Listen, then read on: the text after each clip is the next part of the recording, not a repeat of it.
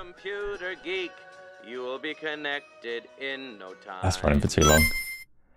Welcome everybody to the Arcadia Round Table. It's a brand new podcast with no affiliation to any platform, any corporation or anybody else. So we get to freely talk about whatever the hell we want to with you, our beloved Arcadia community. For those that don't know, it's a fresh YouTube channel with a thriving Discord where we have a great time playing our games and talking about things. Every Thursday, no, what's the day today? Tuesday. Every Tuesday, I'm going to be here with my good friends Chris and Darge, talking everything gaming that's going on. So let's do our little introductions. You probably already know me from this channel. My name's Asa and I'm an idiot. I'm not important. Let's hear from Chris first of all. Chris, please say hello to everyone and tell them a little bit about yourself. Hello everyone. So I'm looking forward to starting this little series. Obviously we've been talking about it for a while. So yeah, I used to work for Sony. I was a game designer, worked at Studio Liverpool, also worked at Guerrilla Games in Amsterdam, on Killzone 2, Wipeout F1, etc. Obviously said a few so-called controversial things on Twitter and cheesed a load of people off, but ultimately I'm a gamer at heart, play across multiple platforms. And my platform of choice at the moment is PC, which I'm sure will anger a lot of people. Hopefully not Arcadia members, but people outside of this. They are not an angry bunch, so I'm sure they're going to accept your PC playing. Open hearts, open minds. Speaking of open heart, open mind, the Darge Knight. Introduce yourself. Tell us a little bit about yourself. Hey, what's going on, everyone? I'm the Darge Knight. Yeah, thank you, Asa, for inviting me on. You know, I'm a big fan of yours. So when you said about doing this with Chris, obviously it was like a bit of a no-brainer. Yeah, I'm the same. I'm like sort of switch more to PC these days. It just didn't justify having a box just sitting on the side, really. So I play my games on PC these days.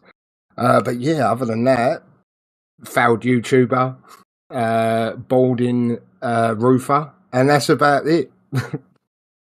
That's all you need. That's brilliant. You're like, you all know Darge. Turn Darge up a bit. I can't. He needs to get closer to his microphone. You're all right, Darge. You stay exactly where you are. The people say that it's good and fine. This is one where you all get to talk to us as well. We'll try and be as interactive as we can. It's not easy because there's a lot of buttons to press and things to do, but ask us questions, talk to us, get involved. It is all good. We'll do our best to keep it flowing. Before we do that, let's have a little bit more from these two about who they are and what they're doing. So go with Darge first of all on this one. You mentioned that you like to play a bit on the PC and all of that stuff. Give me a little overview of, like, real high level, how you see the industry, what's exciting to you at the moment. How I see the industry at the moment. I mean, I see the industry in a good place at the moment, for me personally. Obviously, Sony have started bringing their games over to PC, so that's good for them because they're earning more money. It's good for PC gamers because they're getting to play PlayStation games. Xbox obviously do their day and date with Game Pass, so that's a good thing for me as well. Obviously, the gaming industry has grown. I know there's been a lot of layoffs, but I think a lot of that is consequential for the pandemic hiring that they've done. But yeah, the gaming industry is in a really good place at the minute, I think, despite what's happened in the last 24, 48 hours, because like the sky's falling. Well, it's actually not, but still. Yeah, I'm relatively happy, and a lot of stuff that we've seen over the last sort of 12 months, not so much on the Sony side of things, first party wise, but on the Xbox side, looks like some really good software coming. So yeah, I think the gaming industry is in an okay place right now. You know, it's no worries. It's always exciting. It's never not been since I was like 6 years old and first discovered it. Chris, you've worked in it. You've embraced it. You've played games forever. You've worked at Sony. You've been on an Xbox centric podcast before. Now you're here in the open. Give me your take. How's gaming these days? What's it all about? I mean, personally, I don't see much of a difference in terms of like the staffing cycle.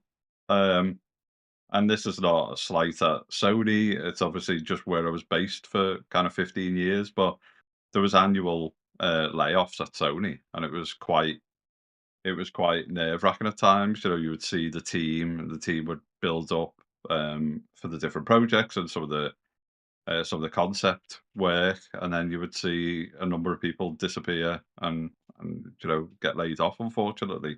But that's just business, and ultimately you avoid it for X number of years. But luckily, there's always studios and there's always publishers and so on and so forth waiting to pick people up. And then ultimately, in the 15th year, Studio Liverpool got closed down completely. There was a merge with Evolution Studios a couple of years before that. And obviously, you're just in a situation where there's too many developers and not enough projects going around. So I agree with Darge. I think it's the pandemic. There was a lot of hiring. Let's get things finished. A lot of people working from home, so on and so forth. And then the headcounts have to reduce, and it's crap for the people that get caught up in it. But as I say, hopefully there are enough publishers and developers out there who can sweep those up. In terms of gaming, I think it's more diverse than ever. I think obviously mobile is probably where it's at. Weirdly, I'm not saying I'm a massive mobile gamer, but I think I'm sure we'll touch upon it later. There's a reason why Microsoft wanted to buy Activision Blizzard King, because they wanted a mobile presence. They wanted to start, having a slice of the pie, which Apple and Google dominate with. In King, one of the top 3% of mobile developers and publishers. And I was just speaking to Darge earlier on this. The weird thing is obviously you can build a game for tens of thousands of pounds, maybe 100k, and you can return £1 billion in 6 months on mobile. So obviously organizations need to take a look at that and can't just ignore it. And that's what Microsoft will be looking at, no doubt. You've got things like Monopoly Go. Scopely launched 10 months ago and they did $1 billion. It's like insane figures when you look at Activision spending 6, 7, 800 million on certain franchises to recoup £1 billion or $1 billion plus. So I think the landscape's changing. I think the handheld PCs and so on and so forth just means there's more variety for more gamers out there. This is wild. What I actually expected to happen going into this show, we're like 9 minutes into it now. I thought by now you both would have fallen into pirate accents, because every time we've played games in the past, you've gone full on pirate, whether it's Sea of Thieves or a completely be racing in a car and you both go pirate, and you both had a little nibble on it before the show even started. You both fell into it, so I'm shocked. You must be nervous for us to have got 9 minutes in with no pirate. I'm going to quickly grab the super chats and stuff, and then we'll go on to more of a game focus rather than a money focus. So we've got Patrick's gifted 5 memberships there, which is real generous, Patrick. You did it last time as well, so it is massively appreciated. Those of you that have claimed those, if you go onto the Discord link and link up your YouTube account, you're in for a treat. We have a great time over there. We got game servers and people talking and streaming and having fun all the time there, so it is a good thing. Please do embrace it if you're up for it. Also had a super chat, which I have lost like I did last time around, but it won't take long to grab. Champagne Supernova. Congrats on the launch, legends. Here's to many more episodes. First question: why do you guys call soccer the same thing as what Taylor Swift watches? Darge, I'm going to let you take that. Well, both of these gents are massive soccer fans. Take it away. Well, the simple answer is soccer as a term was created long after the game of football was created. So why did you decide to change the name of the game? That's my rebuttal to that. You got anything to add on that, Chris? I don't know. All I was going to add is why, if it was called football, why did they call it American football? Even though, I mean, just that. An angry man. That is the response of an angry man. You've gone and done it now. Let's move it over to some games, shall we? Darge, tell me what you've been playing. Oh, I've actually been playing games. What have I been playing? So Gamesley, who does the Thursday show. He bigged up Hamsley, he's going to Brotato. be so mad at you. Gamsley, sorry, I say Gamsley, Gamsley. So, yeah, he bigged up Brotato. That's my Steam Deck game when I'm at work. Like, do a bit of that. Beat Uncharted 4. Was that yesterday? I think it was yesterday. I beat it yesterday. It's a really good game. I've sort of lately, I've been playing the Sony games. So I've done the Last of Us remake. That's sick. I understand like the hype behind that first game. Yeah, Uncharted 4. And then I actually started Death Stranding last night, which was about an hour's play, which was 45 minutes of cutscene. But the Decima engine is it's a thing of beauty. So yeah, just playing stuff like that at the moment. Waiting for Dragon's Dogma 2, Suicide Squad. Probably wait for that to drop in the sale. So yeah, I've got plenty to get on with though. So like Death Stranding, I reckon we'll get around to that when we talk a little bit later about the PlayStation Showcase. But Uncharted, are you like typically a fan of the Uncharted games? You were an Xbox guy for a long time, so is this a recent revelation for you? I was the biggest Xbox guy. I was as big as some of these other clans you heard in the last 24 hours. Yeah, I was frontline. And even I couldn't justify having a box sitting there in the PC, so it had to go. But yeah, I will give Sony credit. Like their first party offerings visually, you know, with like Spider-Man. The pacing of that game, that was another one that I beat recently. The pacing of it was a little bit off for me. Like it was a slow start. It was all over the fucking place for me. But first party, the quality level that Sony produced. I mean, even obviously we'll talk about it in a little while. Helldivers 2. I mean, it just looks sick. Like it just looks a really good visually looking game, you know. And yeah, Uncharted, Tomb Raiders, yeah, like all the excuse me. Mm-hmm. All the reboot of the Tomb Raider franchise. I love that. I went into the Xbox Direct with the anticipation that Indiana Jones was going to copy the blueprint, you know, but I wasn't disappointed with what I saw. It made sense for Machine to stick with what they're good at, and it looked good. But yeah, those sort of visual, like the Malaysian mountains and stuff like that, I love all that. You know what I mean? So yeah, good games. Love it. Have you played the first Uncharted recently at all? No, I've not played. The only reason I played Uncharted 4 is because it's on PC. So any other previous entry, I've on the Sony console, I haven't allowed one in the vicinity of myself. So if there were like a wild remaster of the first Uncharted game, you wouldn't be unhappy? No. There we go. I'm not. I mean, like remakes and not reboots so much, but remakes. If it's a game that's, you know, for me, like inside the last 10 years, maybe since the Xbox One, PS4 gen, if they're remaking something from then, I don't feel like it's really gonna like be a big leap. Like where the games I want remade are like Soul Reaver, you know what I mean? Some of these like early Xbox, you know, PlayStation titles. But yeah, give me more Uncharted. That's fine. I'll be happy with that. We got at the on the YouTube chat there's a Q&A box that has just appeared. If you want to stick some questions in there at the end of the show, they'll be a little bit filtered if there's loads of them, but we'll get a few of them to get through right at the end. I'm Tony. I'm really looking forward to that. I've forgotten the name. That's how much I'm looking forward to it. Banished or Banishers, Ghosts of New Eden. We can try and drop that in a little bit later, but yeah, Don't Nod make interesting choice and consequence games, so I'm looking forward to that.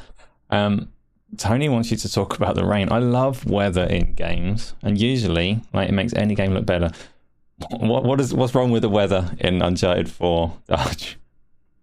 Oh, I was streaming it in the buzzing Discord that everyone should join up with, but still, I was streaming it in there, and it's just like the waterfalls, you know, like the sort of, I don't know what you call it, like the spray and stuff like that. It's just a whole game. You've got like realistic, picturesque setting with this like smoke machine effect coming off of the water.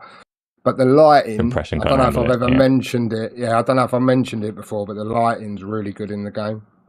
So yeah, I'll leave it there. Yeah, so even Cyberpunk, when it rains in Cyberpunk, it looks gorgeous, but if you're streaming it, the streamer's going to struggle. That's just the way compression is, which is sad.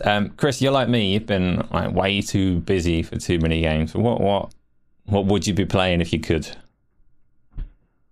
Yeah, I mean, as I said before we came on here, I feel a bit of a fraud at the minute because obviously I've been too busy to play stuff. I've been dipping in and out of Vampire Survivors still, kind of. I think given the time constraints I've got and things like that, just dropping in and doing a couple of rounds of that is quite good. Obviously, I've got my ROG Ally, so I can at least take that out on the move. Like I said in the chat before, kind of Steam is my go-to platform. It has been for since its inception, really. But I think now, having the catalog that we've got on there and the fact that we can use it across multiple devices is really good. Played a bit of Death Stranding on PC, like Darge. Need to pick that back up. Looking forward to jumping into Helldivers too. Maybe 3 of us can co-op that. I think it's 4-player co-op, is it? Or is it more than I that? think so, yeah, 4, I think. So that'll be good. It'll be a bit like Remnant all over again, where Or I jump in the leave a middle man and don't know what's behind. going on. You do talk like pirates, That and was it's good, it's yeah. fine. So yeah, there's a few things. I mean, I really kind of enjoy my RTSs and stuff. So I don't know if you guys have seen that. Can't remember the name of it. That kind of medieval RTS that's coming out. It's kind of like a king build. Oh. It'll come to me. I'll find out what it's called. Yeah, Man of looks Lords really or something. good. No, that's not the one. Man of Lords, that's the one. Yeah, Man of Lords. Yeah. Mm. So I'm waiting for that. That's obviously been on my wish list for a while. I've just been kind of hoping for it to come out. But yeah, I mean, I'm really like played a bit of Spider-Man 2, so give that a blast. And obviously, big fan of Insomniac. They just are great at what they do. I know a few people comment on it's the same formula and this, that, the other, but it moves the story on. They've added obviously really nice combat set pieces, and I think if you just want to lose yourself in almost an interactive movie, which is not necessarily constant button mashing and stuff in terms of quick time events, it's a really good game, and Insomniac have built a pretty good world that they can crack on with. So Steam's your go-to, but you're still happy enough to crack out the PlayStation when you need to. Yeah, absolutely. Yeah, I mean, I've got access to. I'm fortunate. Like, I get this, and I understand where people need consoles because obviously that's where their affordability is, not just like the platform of choice. We're quite lucky. Before Christmas, I decided to build a 4090 rig. We spoke about it, Acer and stuff, and it's a hell of an outlay, but it's partly used for business. I could use it for gaming, and for me, it's being able to play games at like the maximum fidelity we can. Ultra widescreen monitor, really good settings, and so on and so forth. If you can build a rig like that and you want to play games in the maximum visual fidelity and FPS, then I think it's the only place you can play really until obviously the platform holders get a hold on real next gen consoles and stuff, and we stay away from this like 30 FPS, 4K nonsense, which which a lot of them tend to try and work towards, or have a performance mode, which then looks a bit potatoish. So, tell me about VR, because you had a Quest 2. Have you dropped interest in that? You used to play Flight Sim a bit. Yeah, so I mean, it's one of the things that we discussed. I'm having a real problem with motion sickness at the moment. So obviously not to harp on, but I don't know whether it's increased slightly because of obviously some of the health things I'm going through. It seems to be less kind of in the head and more like stomach. My stomach goes, and then that kind of like ends the session for me. So I think I've still got my Quest 2. I was playing around with the Quest 3 in one of the stores just to see the fidelity increase. I do want to kind of get back into it. So it was weird. I was having a really good time with Flight Sim. And I remember saying to Darge, I was having like no motion sickness or anything. And then I just put it on as a normal one day, and it completely head went west, and it found it really hard to kind of put it back on. Your body kind of learnt to do that again. Like, Yeah, became the new normal. I think if you have a break or whatever, you've got to kind of get your VR legs again, so to speak. I think anything which is like fixed, so any shooters which are kind of fixed spots and you're just kind of looking around and stuff, they're all fine. But yeah, I need to go back in. One of the guys I work with, he's got a Quest 3 and he's kind of gone up Quest 1, 2, and 3. He really enjoys some of the games they've put out, the better fidelity. So yeah, I'd like to get back into it. I mean, really, when I've got time, I'd love to get into kind of iRacing or racing games in VR, but I think that'll just send my brain west or whatever. As I say, I don't know if I need to find my There's an VR easy legs cure. and stuff. I'll help you out afterwards. There's an easy cure if you're allowed them. Just travel sickness tablets genuinely fix all problems in VR. Okay, yeah. Well, I am allowed them, so yeah, I might try that and then try one of the kind of worst games and stuff. Did you find that you had motion sickness? Do you have to take travel sickness tablets, or have you got your VR legs now? I definitely did. I've always been terrible with travel sickness in like a car or anything. Any kind of reading or looking at my phone was too much for me, and I would die on the spot. But I loved VR enough to kind of push through it. There's things you can do with like fans and stuff like that to help. But travel sickness tablets are an immediate shortcut to being okay. And then you can just use it and it's fine. We've got a few people in the community that have the VR headsets, and I haven't done enough playing with them on the multiplayer. The Quest is actually really nice for jumping into a party like you would on the other consoles and stuff and just getting on with a game. Darge, you're not a fan, are you, of the VR? Mate, I can barely just deal with my vision.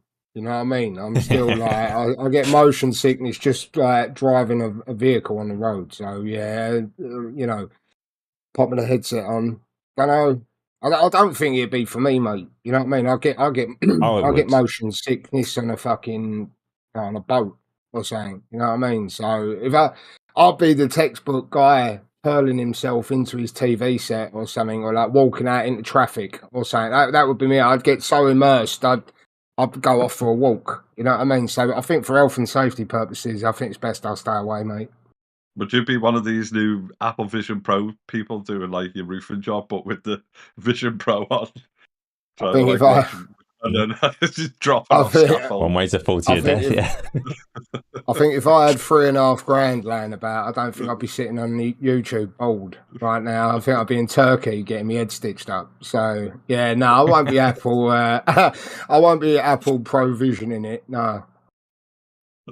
That device doesn't interest me at all. Let's do, first of all, FCW, thank you for another gifted membership. And everybody that is here, just listen to us and joining it is massively appreciated.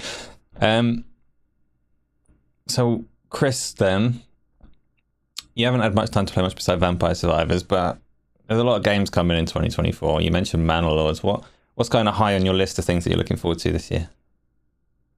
So definitely interested in Indiana Jones, just because I'm a big fan of the movies. I think I like machine games as well, so I do like the kind of bravery where they've gone for FPS and this whole kind of through the eyes of indie. I think it'd be a shame to kind of use a studio which is really decent at making FPSs and then say do a third person or something. And it's nice that they obviously come out of Indie's body for certain cutscenes and stuff, so that looks decent. I was really excited with Death Stranding 2. Look good.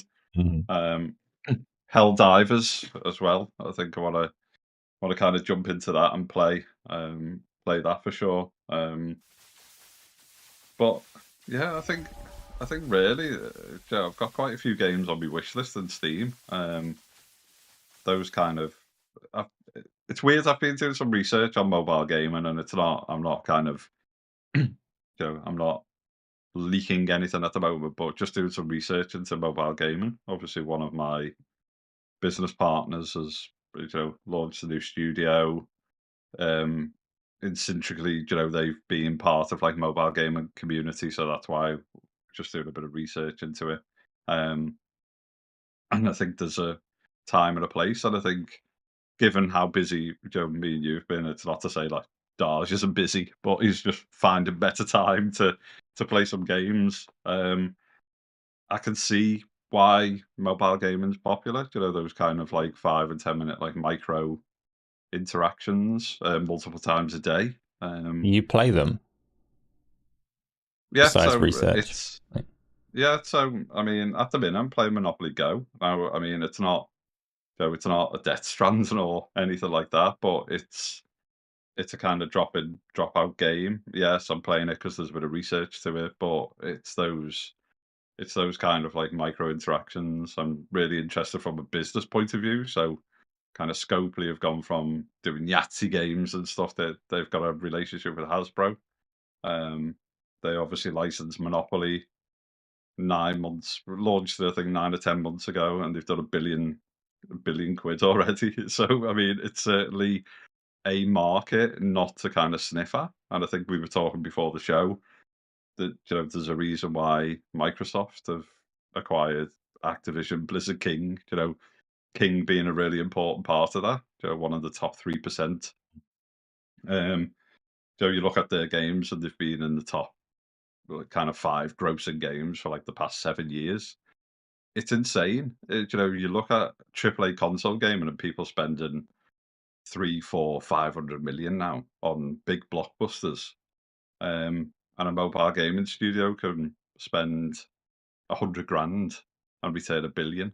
So as a business, you can't ignore that. You have to look at that and say, actually, our profitability is insane. And it's not just 1 billion in the first year. It's then 1 billion and 1 billion and 1 billion, with just minor updates and stuff. So it's a really interesting I reckon, market. like, with that in mind, and with that market being so enticing from a monetary business standpoint, is that going to be like to our detriment as people that like consoles and PCs and VR and all the rest of it? Are they going to chase it too hard? Are we going to get less of the big games?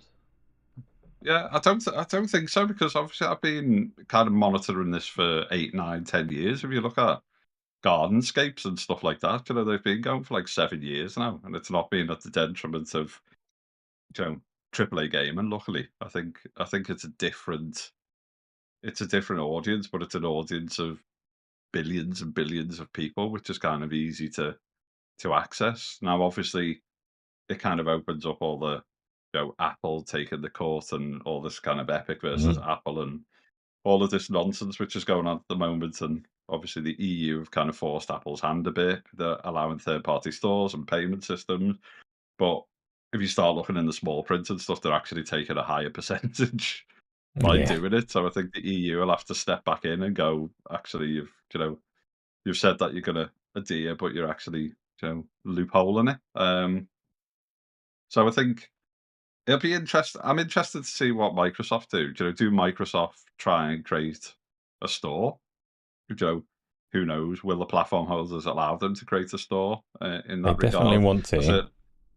Yeah, and I certainly don't think they're going to resurrect, Windows Phone anytime soon. It's not to say that they might not resurrect in the future, but I think if there's enough, they'll be making enough revenue off King. The problem is whether they can swallow that kind of 30% going to Apple for largely doing nothing other than, I say doing nothing, but handling global credit card transactions, etc. But they are ultimately, many payment providers do that in the world.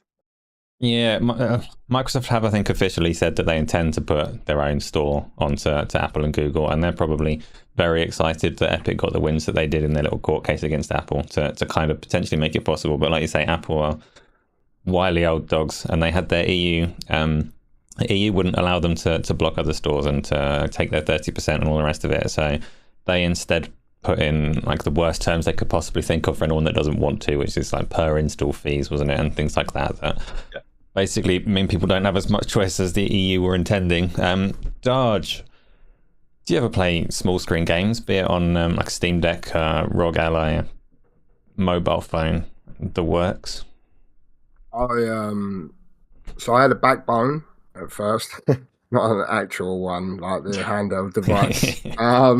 I've never had a backbone, but yeah. So I got one of them because of xCloud. Yeah, so I thought, oh, I'll give that a go, and it was all right. Yeah, but the signal with work's always a bit up and down. So excuse me, for the cloud stuff, it weren't ideal. But obviously, Chris had advised me through Apple Arcade, for example, there was games like Creeks, stuff like that. So I messed about with those. You know what I mean? And played some of those. But now, obviously, I've got Steam Deck, yeah, it's weird. I got it, and in your head, you go, "Oh, I can use this wherever I go." Yeah, but then if you don't connect it to the internet, don't sync your data, right? So then you have to hotspot it. And I think when I'm on a job, like when I'm at work or something like that, and I've got like a break time, yeah, I can jump on. So like games for me, like Brotato, Vampire Survivors, these just quick in and out. Well, to be fair, I say quick. Vampire Survivors, you could be doing a run for about half hour or so, but just those in and out. And then obviously, because I've got the PC at home, I don't want to put, even though it says, it's Steam Deck compatible, Death Stranding or Uncharted 4, and I'm like, I don't want to play this at this resolution. I want to play this at home. It's not what it's for, yeah? So, yeah, I'll just mess about with the sort of like Pizza Tower. That's another one that I've done on the Steam Deck that's fucking difficult to get on with. But yeah, I do mess about them, and I do appreciate handhelds. You know what I mean? Like, I think it's a good market. I mean, there's a rumor now that Xbox and Sony as well. Sony are gonna do an actual handheld. Whether they do or not is another matter. Do you know what I mean? But yeah, they are convenient. I think they should just leave it with the sort of third parties. Steam's, the Lenovo, Legion, obviously the ROG. Just leave it with those. But yeah, that's about the strength of my portable gaming. Let's move on to the big games. I want to know, Darge, favorite genres. Tell me what games you love. Do you know what I love? I just love a story game. Nah, do you know what I mean? So I love like Gears of War, even though So not even a good story, just a story. But no, that's what I'm saying. Even though the story was a bit, but what I'm saying is like an action adventure, like visual, stunning. Because the Coalition, like they make a fucking good game. Let's have it right. Yeah, and then obviously the Sony ones that I've gone through. Last of Us is like, I don't want to be like cliche because you all played it like 10 years ago when it came out. But obviously, where I've only just played it and beat it, it's like there now. It's like right up.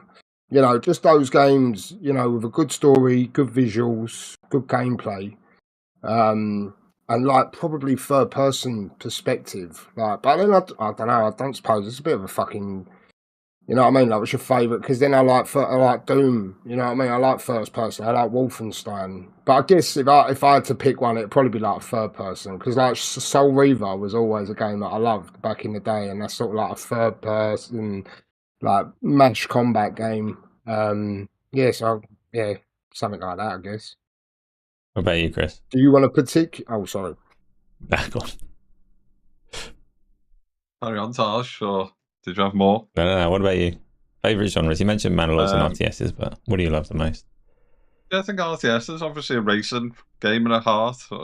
That cannot be doing 7 years of Formula One for Sony. Is that obviously working? Is that how you got into development? Was it your love of racing games that got you started in game dev? Yeah, I mean, like weirdly, to be honest, I left school and I'd kind of self-taught myself kind of 2D animation and AutoCAD.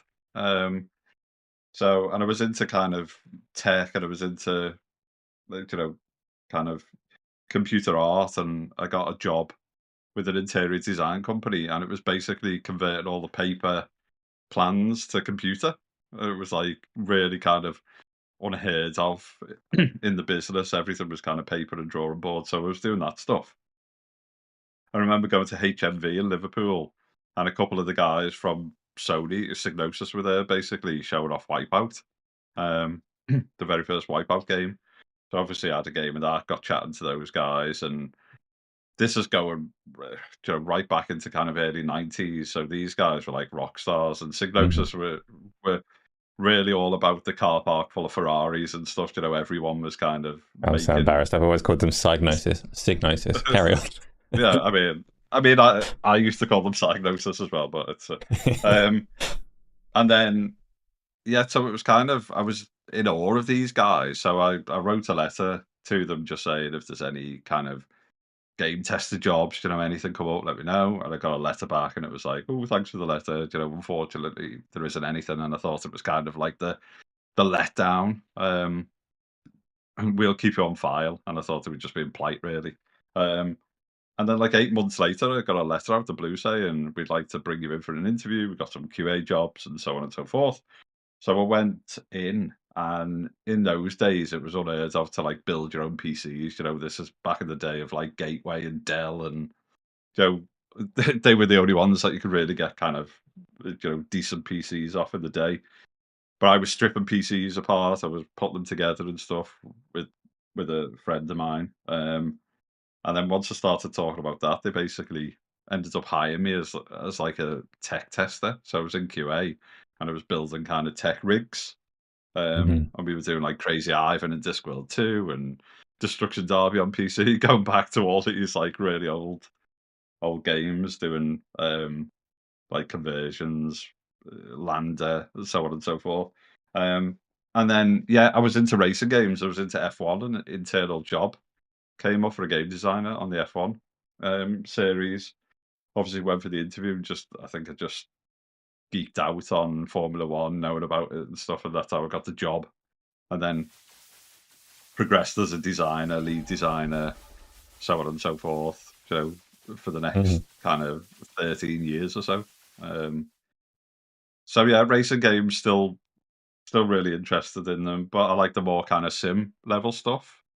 So obviously I don't mind a Forza and so on and so forth, but kind What's of the top one at the iRace and moment? Project Cars, those type of games, actually using a steering wheel and stuff like that. What's your go-to? But If you have a chance to play a racing game now, what's the top one? I mean, I still play Project Cars, which is obviously an old game, but it's got Alton Park. It's basically got one of my favorite racetracks on, which is kind of like a local racetrack to me. I've done track days on my bike and stuff there in actual real life. So I used to kind of learn how to drive the course. But so yeah, I'll jump in there and just do some time trials and things like that myself, just to keep it on the track. But I think like Darge, I think story games, I really like. I really like kind of, I was on the various betas of Skull and Bones, which is a bit controversial. I think people are a bit like, don't know how to take it, but I really enjoyed it. It was kind of like the Sea of Thieves with, a bit of more of the hand holding and story element that you need. So at least it kind of like pushed you on rather than just kind of sailing around and stuff. And obviously, you mentioned pirates, and we've Yeah, go on. enjoyed Sea Crack of it Thieves out. and you setting fire to the boats and stuff. Me and Darge get back to a burning boat, and it's actually you have sabotaged us. But I think if you drop into kind of Sea of Thieves on your own, it's a bit of a shallow experience or a lost experience. I think it's quite difficult. You go sailing and you're trying to do some story missions, and the next minute, some boat just takes you out, and you're just kind of like, what the hell? So I think Skull and Bones have obviously looked at a lot of this kind of stuff. They've looked at Black Flag and gone, actually, is there an element? So you've got that kind of PvP side of things that you can disable, and then you can just crack on with like the story modes and stuff. So I'm quite looking forward to that. Obviously, Helldivers too. We were talking about before. Inquisitor, looks quite interesting. So I think anything really. I am a big RTS fan, or like a world build of like Jurassic World, or any of the kind of like Build the Fairground or those type of games.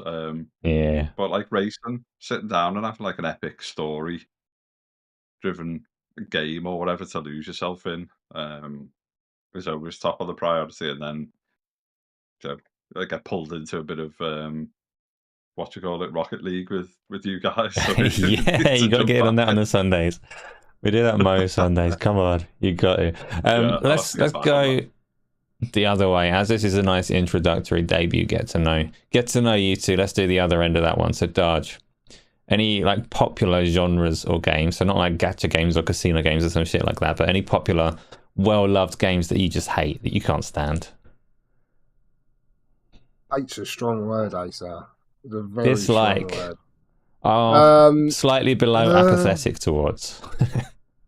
I know there are some, like, but my head's gone. You probably know better than I do of probably games that I dislike. I mean, JRPGs. I mean, I can't. yeah, I've never JRPG. really done a JRPG to really dislike it. Do you know what I mean? But there's a reason I've not gone near it. I mean, like I say, it's same again with like Final Fantasies. Listen, there's an audience for it, and I know I'm probably in I can't even talk, in a minority with it. Yeah, they're just like, they don't appeal to me. You know what I mean? It's not that I dislike them; they're just not pushing any button for me. Like that Death Stranding 2 trailer that they showed, I see that and then was like, I've got to play the first game, because that trailer, even though it's carnage, there was absolute carnage happening in that trailer. I thought, I need a drop of that. I feel like at this point I've probably seen enough of Final Fantasy VII Rebirth that I don't even need to play the game. You know what I mean? But it's still not making me go, I need to go and buy a PlayStation, or I need to buy that game on the PC when it hits. It's just not clicking with me. But like I say, it's not a dislike. It's just not something that really like calls to me. And then there's the gaming crypt. A good mate of mine's just put in there Dark Souls. For the love of me, I will try them games. But I ain't got the graft in me. Like you said, like we have a limited amount of time with a game like Dark Souls. You want to give it a good few hours. Like I'm getting in from work, I might be able to do a couple of chapters on Uncharted and go to bed all happy. You know what I mean? I could do 2 hours in Dark Souls and fucking might not wake up in the morning. You know what I mean? Like I just can't graft like that. But yeah, I don't really dislike anything. It's just priorities, and I don't really. You know, like Final Fantasies, the JRPGs and stuff like that. I don't really just go, oh my God, I've got to play it. You know what I mean? That's me, though. Are you, Chris? Stuff that like particular games or genres that everybody likes and you just don't. Similar. I mean, not really into Dark Souls games, even though, like, what you call it? I kind of think Death's Door was like my top game of the year when it came out. But there was just a different feel to it. JRPGs just can't get on with them at all. Obviously, like Darge, I understand the audience is there. I haven't got anything against anyone wanting to play them. You know, never really been into Final Fantasy. Not really a massive like beat 'em up fan. You know, that played like Street Fighter in the arcades and stuff like that. Mortal Kombat, going back to like the originals and stuff, but I just can't. I don't know if it's like I can't be arsed learning all the combos, you know, and all the kind of fatalities and stuff like that, or yeah. So there's a few genres around that really. Mostly the other stuff I'll play, you know, like old school point and click adventure games. I like kind of, you know, your kind of story driven adventures, you know, like what you know, Edith Finch and stuff like that, you know, those kind of epic like Gone Homes and stuff, which are kind of really narrative based. But yeah, it's Ooh, it's all anything kind of a bit against them, funky. but It's back. Out there. yeah, It all just froze for a I moment, mean, but it's so- all right. It's good. It's back. Myself, I am a massive hater of stealth games and 3D platformers. I'm not a hater, but you know, stealth games don't appeal to me because I'm massively brilliant at stealth in real life. I can sneak around anyone, whether I mean to or not. I'm silent ninja guy. So it just doesn't feel right when a game asks me to do it, and it feels like playing Frogger with stupid patrol routes and all that bullshit. So not a fan of them. Darge, you're looking fine. What's the problem? Oh, Fidgeting. family. I'm nervous wrecking my house. Just waiting for the daughter to come bowling through here like that. But yeah, no, I'm sweet. I'm hot 1 minute, then I'm cold, and then I'm hot again. So it's like, you know, don't worry about me. I'm not. I have to worry a little bit. And for 3D platformers and Mario in general, I can't stand Mario as a character. He was fine when I was a kid, and that's where I should have stayed. When I was a kid, like up until the turn of the century, fine character. Beyond that, not for me. So, yeah, that's me. Speaking of when I was a kid, we had a couple of people on our Discord. I think Patrick in episode 13 both asked to hear about your journeys into gaming. Like where did you start as a kid or a young adult or an old adult? Whenever you got into gaming, Chris, what were your first ones that really hooked you? I mean, I'm going to show my age here. I started doing some programming on a BBC Micro, that which started getting me into games and stuff. Obviously, Master System, kind of NES and stuff. So luckily, I've got a brother. He's 3 years older. We're both really into kind of games. So obviously, once we finished kind of playing football and cricket and running around parks and doing all that kind of stuff, we'd come back, we'd play anything, going back to like Mario, the early FIFAs, like the isometric FIFA,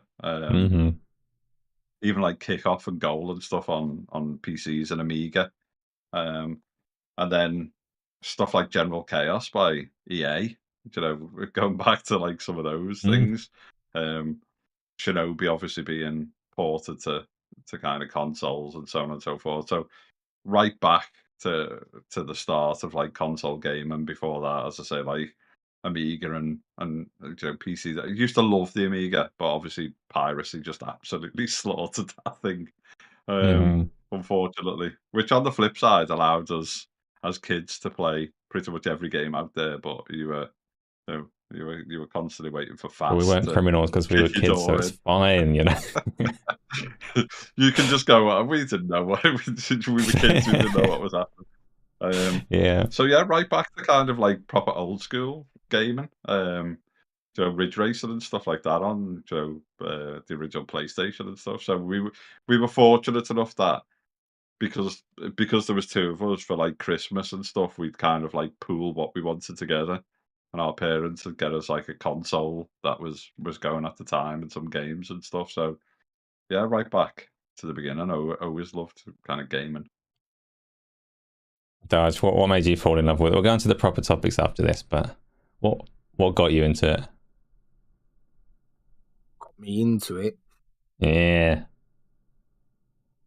I was like a Sega kid, you know what I mean? So it was like Sonic the Hedgehogs and Golden Axes and Streets of Rage and just those like 2D side scrollers. Back in the day, it was like seemed to be like the template of a game, and it just started off there, like you know what I mean. You play those games, and then obviously when it went on to the next generation, and you had like the Super Nintendo. I ended up with that. Done a bit of Mario. It was Super Mario World, isn't it? The one with Yoshi on that one. Done some stuff like that. But yeah, I think those 2D platformers, like Chris was saying, you show your age a little bit, but like when we come from where we come from, and then we see what we have today, and then we see some of the mud throwing that gets done at certain games, and it's still incredible what's happening today, even though the technology is well advanced in that, when you come from. Sorry, they're frozen again. Sega Master He's back. So is it me? It ain't me, is it? Oh no, it's not just you. You both freeze at the same time, so we'll figure it out. Carry on though. Sega Master System. Yeah, basically Sega. I would say Sega Master System, and a lot of those 2D platformer. Oh my god, I can't talk. Platformers. Got me into gaming, and then obviously we went into like the PlayStations and the Xboxes from there on out, and everything sort of went more and more 3D. So it was an evolution from there on. But I would say the Sega times were my times, I had an Atari ST at home that was like in my parents' room, so I didn't have much access to it. But I remember some properly old games.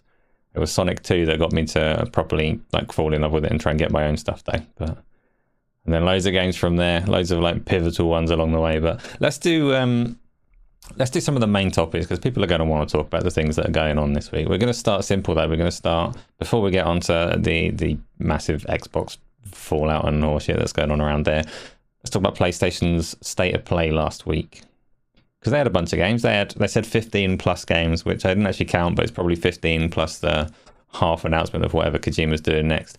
Chris, did you manage to catch it? What was your highlight? Just pick anything that you want to talk about from state of play. Death Stranding 2 for me. I mean, obviously, straight in with that. I caught it a bit late. I remember saying to Darge, I kind of forgot it was on and stuff. Obviously, life getting in the way of gaming hobbies.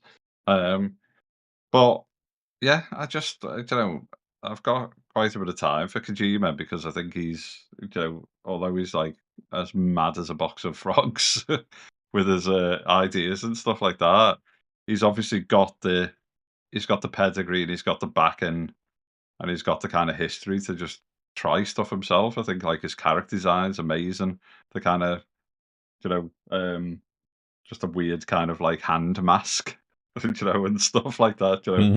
The guy with the guitar and stuff. It's one of those we were saying before we came on.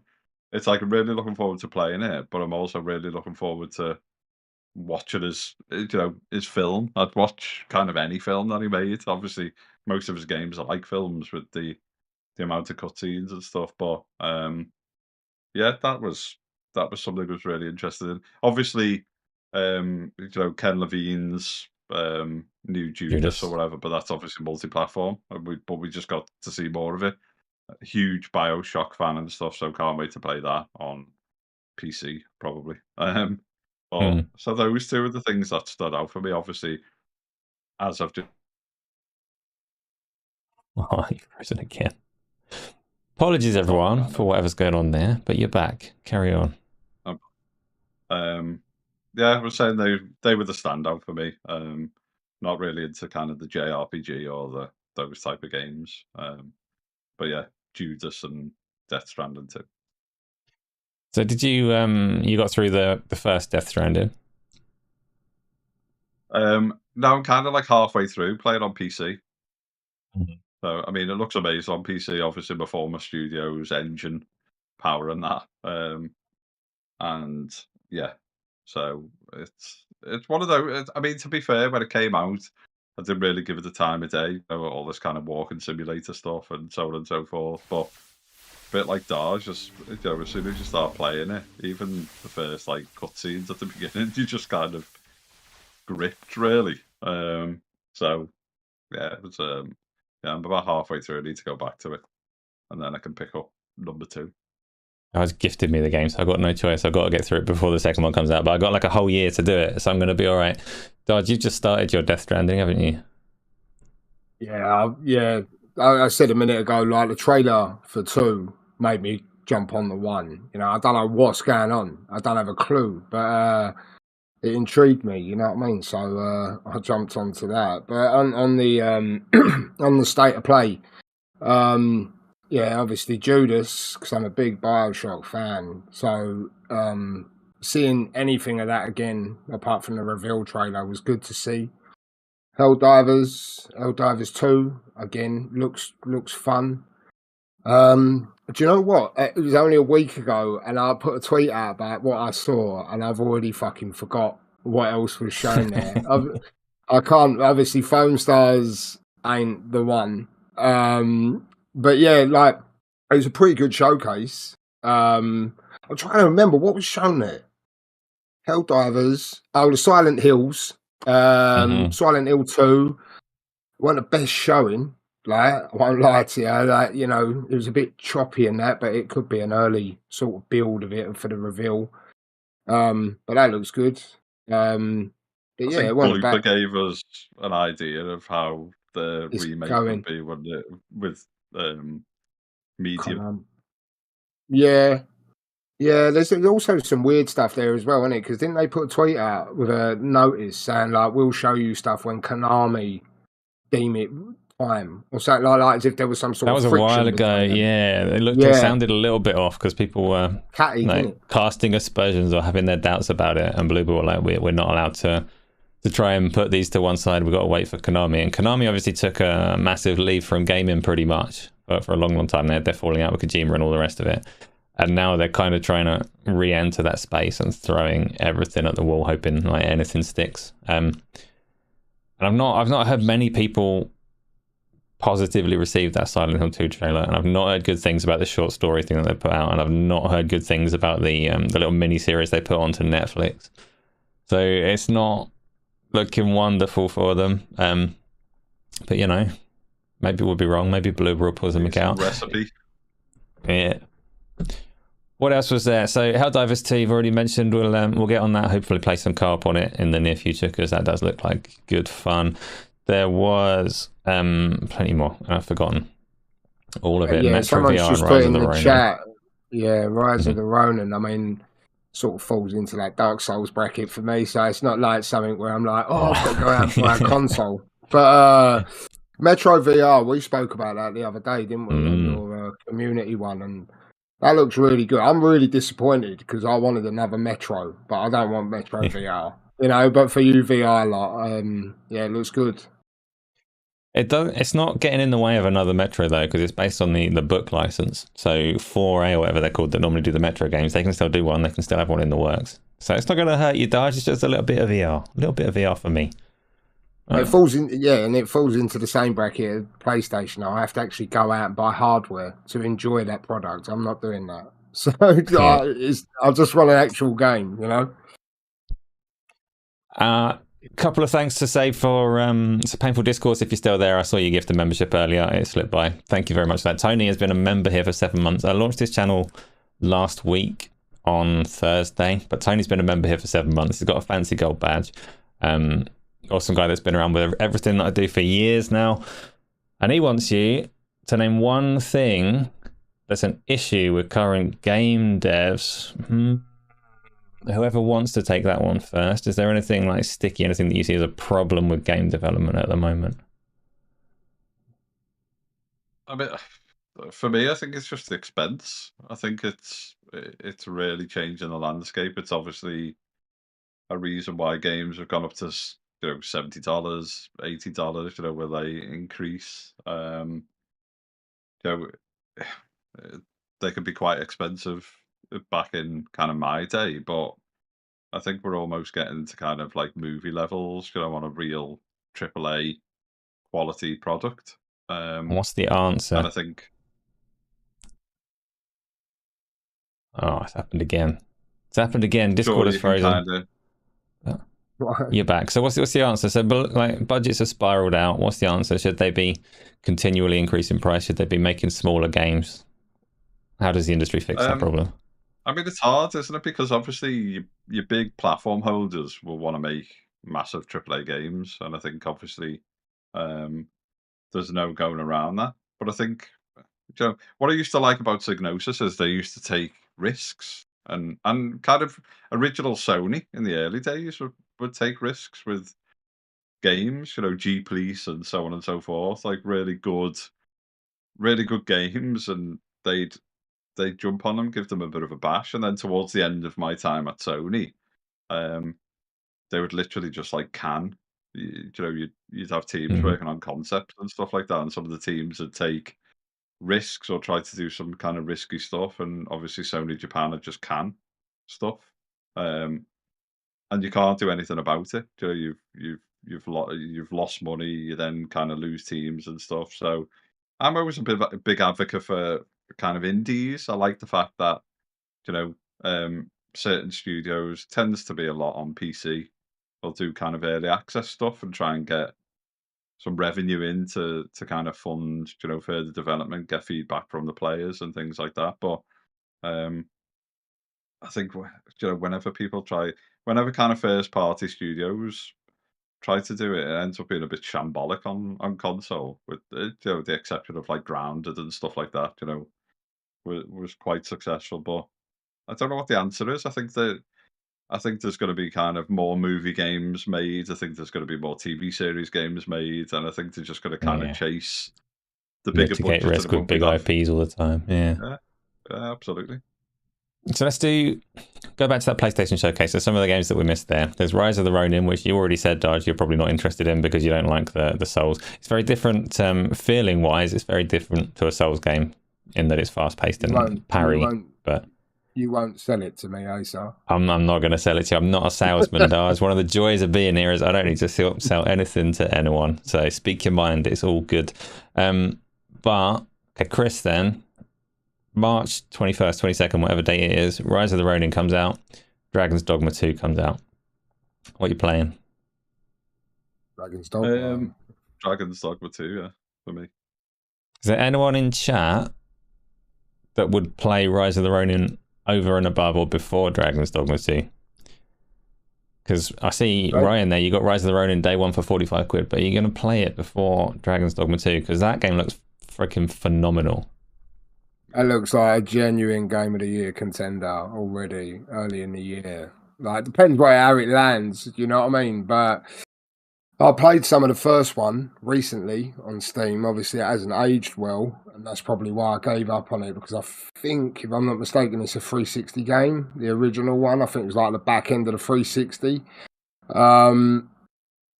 But I can see, like, the mechanics of the game, you know, where you have a pawn with you, where you go and discovering the world, and then obviously you've got, like, the way, like you're showing it now, the way the game is. It's on RE Engine as well, isn't it? The game. Mm-hmm. Yeah, new version of it. On RE, so it looks, really good. It's giving me a taste of what to come. If it lands, it's going to be sick. Yeah, not too upset by the. Well, you're probably going to play on PC, aren't you? So the frame rate thing's not really going to upset you very much. But I mean, if I've got frame rate issues on my 4090, I'll be really disappointed. It's a heavy-looking game, though. Like, you can understand why it's 30 on console, because it's got a real heavy play on the way that it uses light and dark, and all of the physics and the interactions that are going on. So it's one of those things where, like, you can take a Final Fantasy 16 and you can do a performance mode, and it might look a little bit shit, but it's going to run. And it's going to be fine. It's going to be smooth, and some people will prefer it. But a game like Dragon's Dogma, like, you look at the way that just that ogre smashing through trees and shit, like, you can't necessarily hit a performance mode on the consoles with that one, even if they want to. We'll see, but I'm not expecting one. Yeah, it looks really good. It's like, like what you said, these consoles, it does make sense to be 30, a game like that, and what it's doing, but Redfall didn't justify it, did it? So it's catch-22. 60 now. You know? Like, this is like, it's 60 now, but at launch, you know what I mean? So, yeah, I'll be playing that on PC just to make sure I don't have to wait for a performance patch.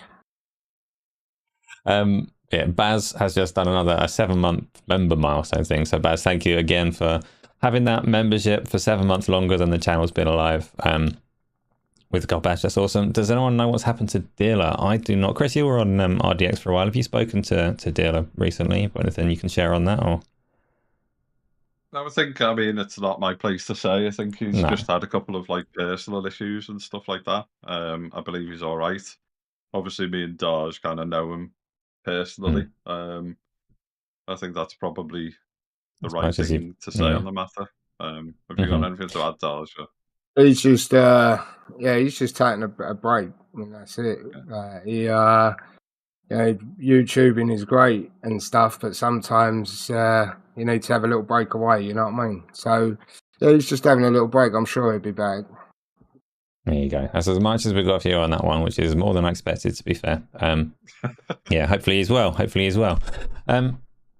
Leah played Final Fantasy 16 on performance, and it was all right, wasn't it? It all works, it all functions. I haven't played that one yet. I'm waiting on 16 for the PC version, just so I can have all of my cake and eat it at once. But Final Fantasy 7 Rebirth, I'm not going to be able to wait. That one's a console game for me, so I don't actually know where I'll land on the performance question until I see it firsthand.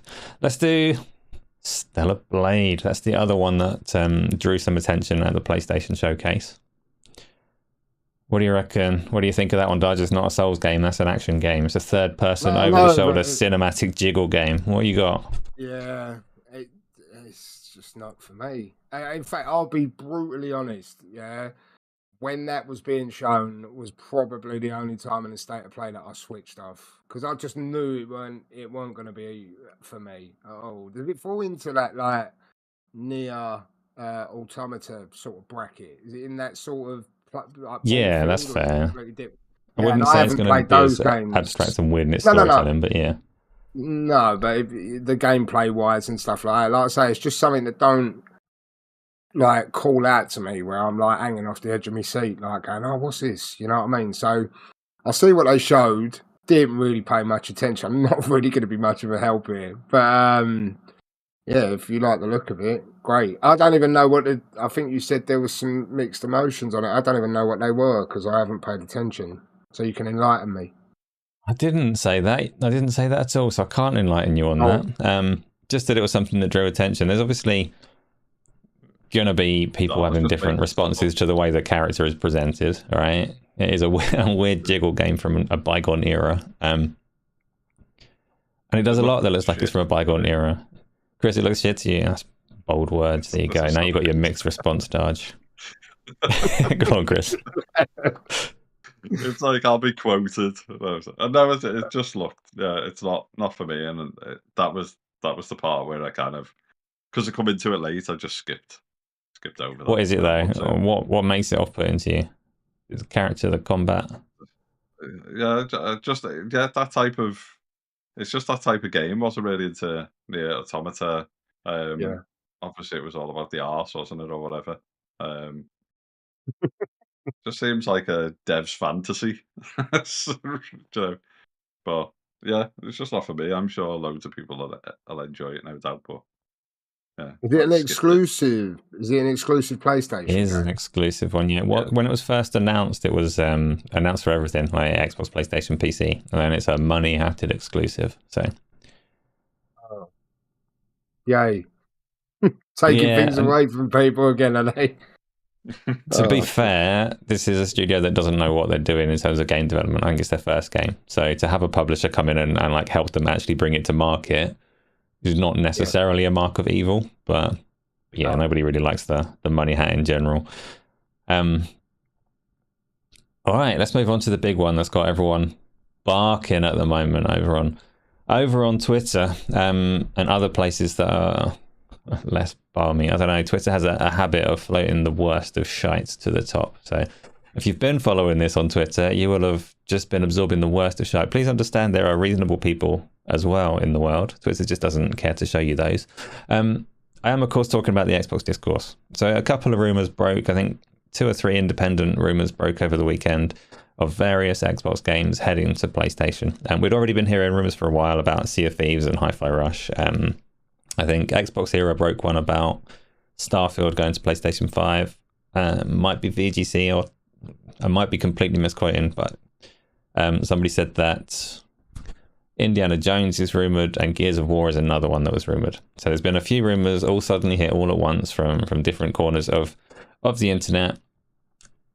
And it all followed a narrative, or built a narrative, that Xbox are going full third party and ending the console wars and destroying people's hopes and dreams and all the rest of it. Chris, you've been following this. I know you have. I know you've been winding a few people up on Twitter. So what's your take on the whole situation?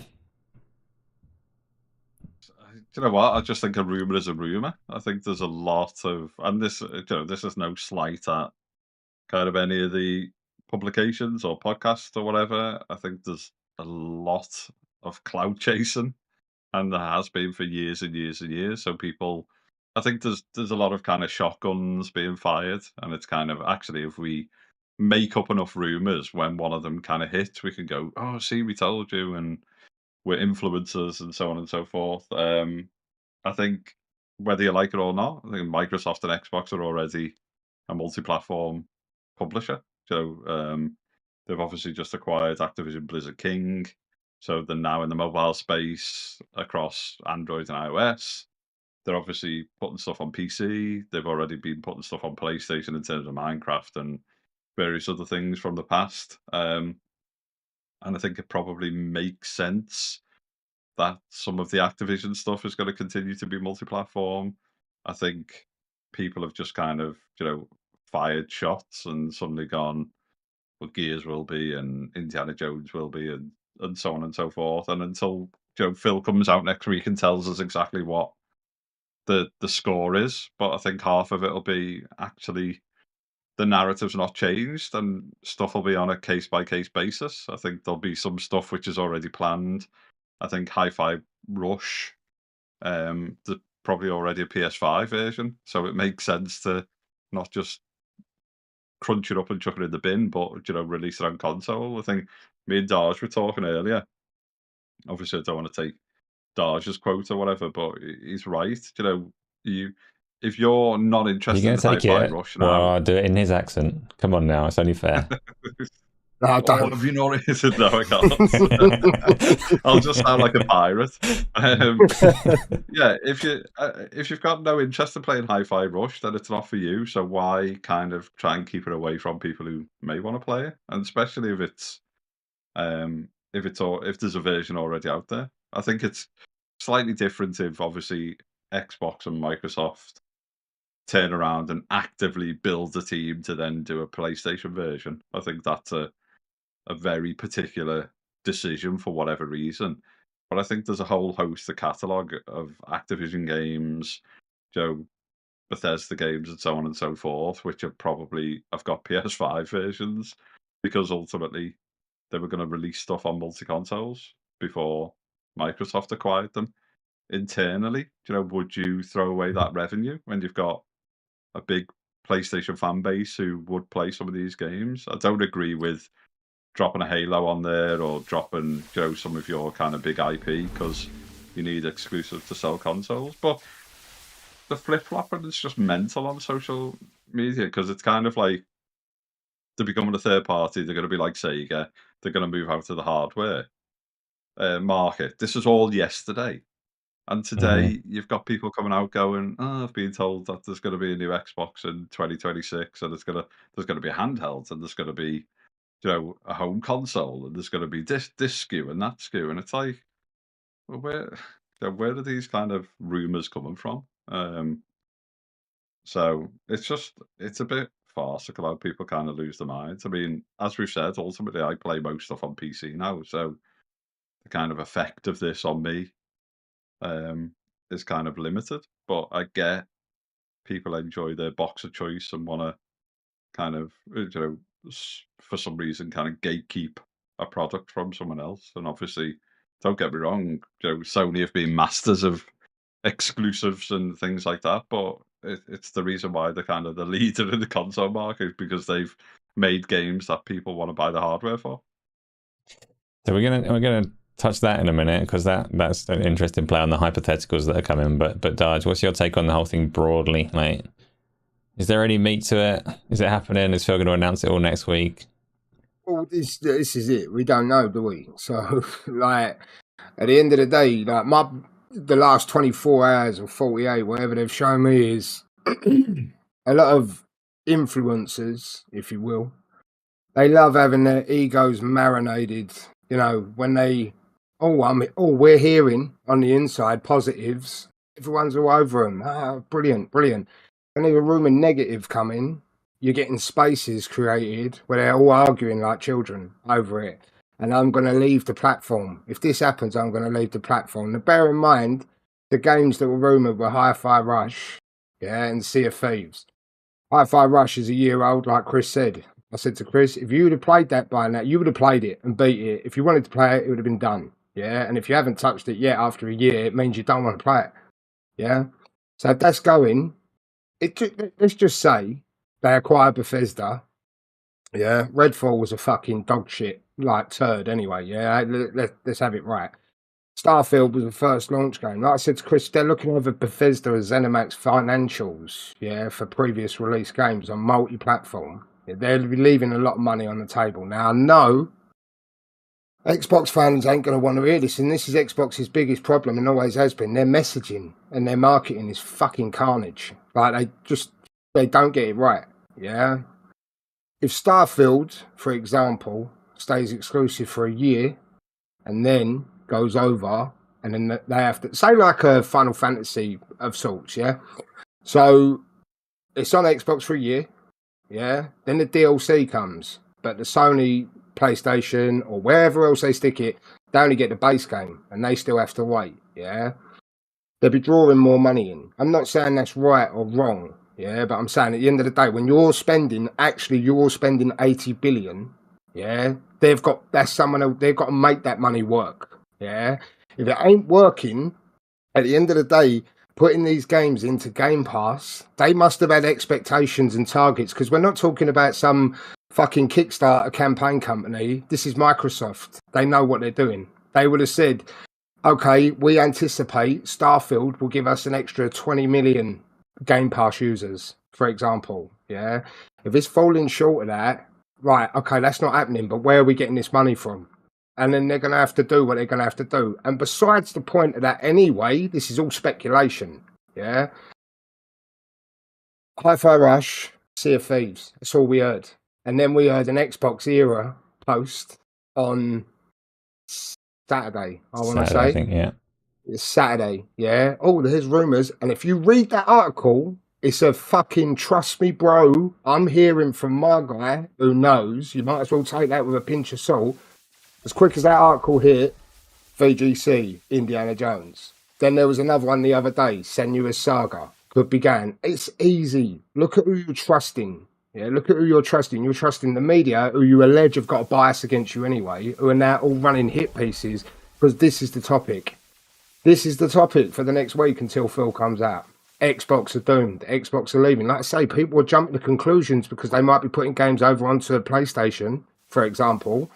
They're getting out of the industry. Why the fuck have they spent 80 billion to get out of the industry? And again, Asa, it's Microsoft. If they've got 45, 50 million consoles, an install base with that many console users, why would they go, oh, fuck them, like they'll work it out. We won't bother building a box for them. Like, they've got the money. They'll keep producing hardware if people want their hardware. It's as simple as that. The only thing is, it might be that they start putting select games over on other consoles, and you know the needy fanboy who doesn't like sharing his things might have to just eat a bit of humble pie. That's it, right? But I ain't really going to say too much about it. It's been a fucking embarrassment the last 24, 48 hours of this thriving, great Xbox community who got Xbox to change the Xbox Live Gold price hike. Yeah, if you're so great, yeah, go and get them to stop putting their games on other consoles, because you ain't going to do it, and that's why you're sulking. So it is what it is at the end of the day. They're my two. And I am, like, before anyone, if they don't know me, I used to be big-time frontline Xbox, and this is just how it is. You know what I mean? Business is business. So we'll see what happens when Phil speaks. I ain't really got much else to say on it, whether it's going to happen or not. I'm not like a rumors and speculation kind of person, and I don't massively care for leaks and things like that. This has just been like so much conversation around it that it's hard to ignore. So I absolutely agree with you both that waiting for like the official line on it is gonna, the conversation is not that interesting until that happens. All right, I do think there's a fair chance that it does happen. I do think some of the pain that people are anticipating is coming their way. It shouldn't be painful, but for some people it seems that it is. Microsoft are changing what they're doing. Hey, so really sorry, just want to cut you in, yeah, but the pain that's coming, yeah, the articles that we've seen since the rumoured Hi-Fi Rush and Sea of Thieves, let's have it bang the rights, no one's really going to care about those games, apart from the real deep-rooted hardcore, fucking how dare you, yeah? The only people who are going to get the pain is if the other games in the articles go. The Senua Saga, Starfield, this. These are rumours, yeah? So, I don't know, man. I personally think, going forward, they might have things exclusive to the Xbox and Game Pass ecosystem for like 12 to 18 months, like what PlayStation are doing with their games to PC. They want to draw that money in. They've outlaid $80 billion, and they're going to be ruthless getting it back, you know? It's going to be a blend. Sorry, Asa. I was just going to add to that. It's going to be a blend, isn't it? Because Phil's going to come out and go, you looked at the court case, you looked at everything we promised. Activision games are going to be multi-platform. So he could come out and go, Activision games, we've got Activision catalogue, that's going to be multi-platform.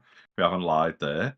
I think they're going to turn around and go, we're still going to have great exclusive games on Xbox, whether they are great or but they're gonna have exclusive games on Xbox because they're gonna want to sell hardware, and I still think they'll make new hardware, or certainly the next generation at least. And they're gonna kind of try and recoup some of that money. You look at, so we're talking about mobile before, you look at King, just for example. They did $1.4 billion in 2023, 2022. In the 2 quarters of 23, they'd already done $1.4 billion. And it's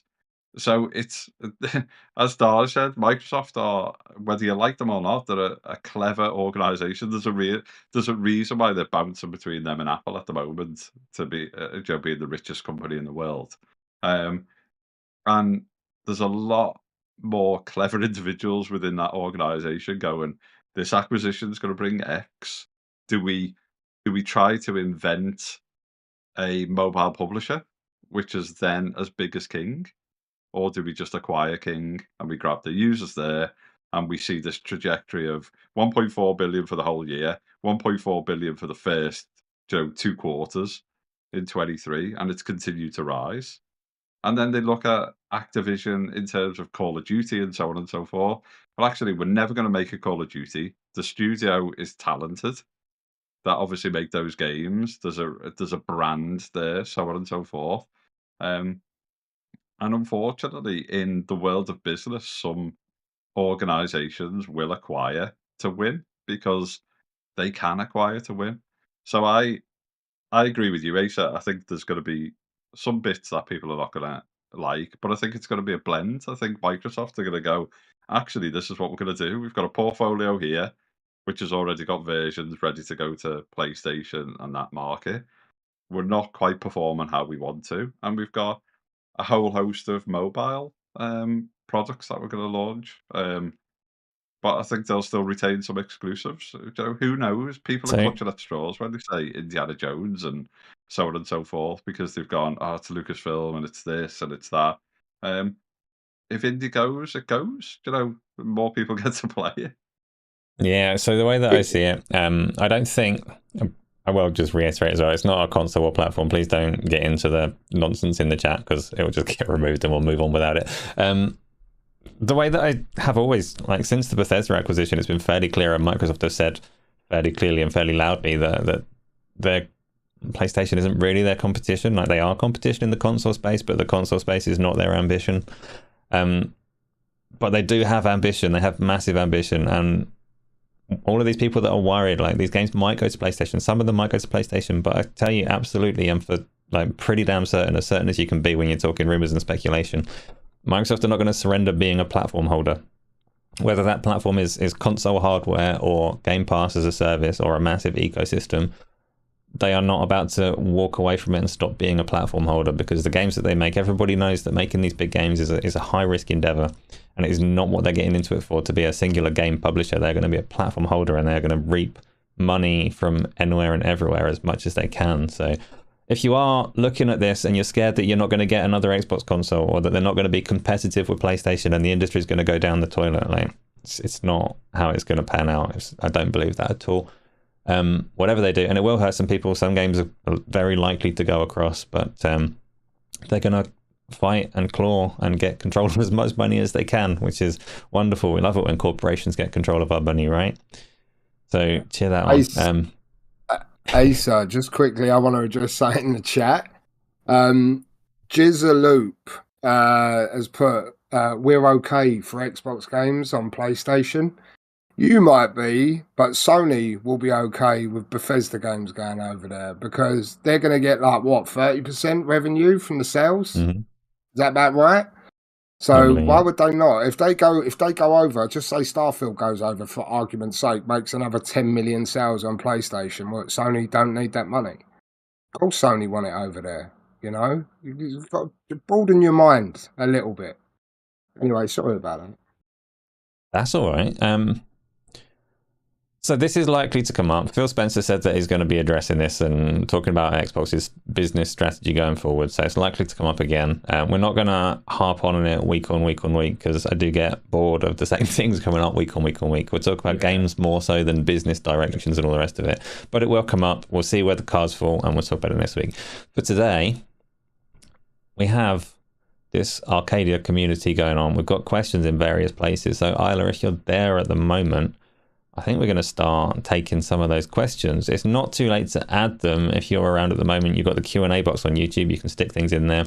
We've also got our Discord server where we can collect and filter some things from. If you have been gifted one of those memberships, I saw Gamsley did 5 there, so thank you for that, Gamsley. If you've got that, get onto the Discord. There's a link in the video description. Tie your YouTube account to it and you'll see all kinds of wonderful things that we've got going on there. And you can decide for yourself if you want to stay or not. But do it. We've got our first question up.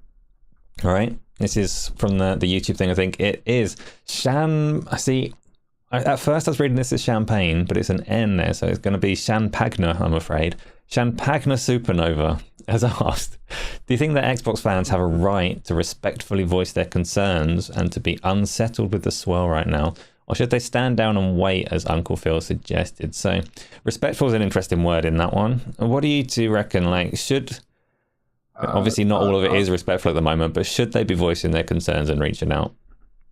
I said the other day, yeah, the hardcore Xbox guys, you know, absolutely, you know, they can ask the questions. You know, ask the questions by all means.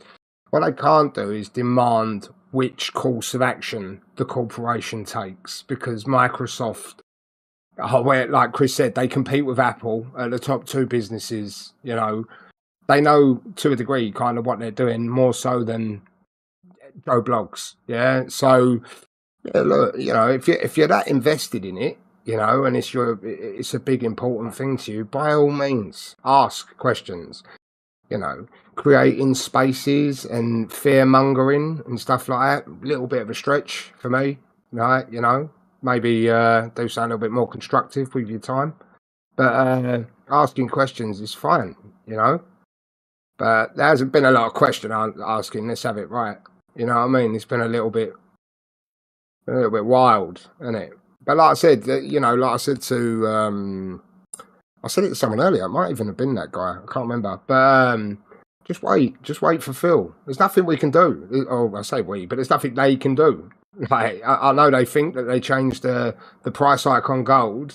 Take that same energy back to Phil then and stop what's about to happen.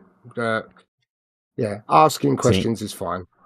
For me, there's always this like expression that you can vote with your wallet, and it's the only way you're going to change these corporations' directions and all the rest of that. And I always, it's true that ultimately you've got a lot of power in terms of how you spend your money, but there's no nuance in that. You can't articulate what you're thinking and what your reasoning is just by voting with your wallet. So I'm actually, I think if you've got an avenue, if you've got a place to provide feedback to these corporations, by all means do it. There is no point in like the emotional response and shouting at each other in the way that people have been doing, because that's not providing any kind of useful feedback. That's just loud noises. What about you, Chris? Do you have any thoughts on that?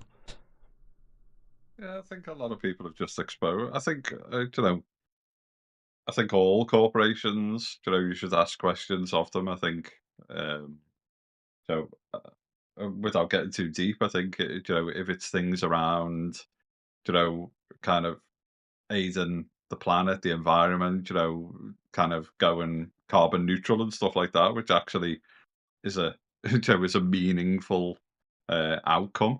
Then I think it's good to ask these questions. I think social media is ultimately, you know, the bane and the cause of this. I mean, the console community just seems more like the kind of sport, and we talked about football earlier.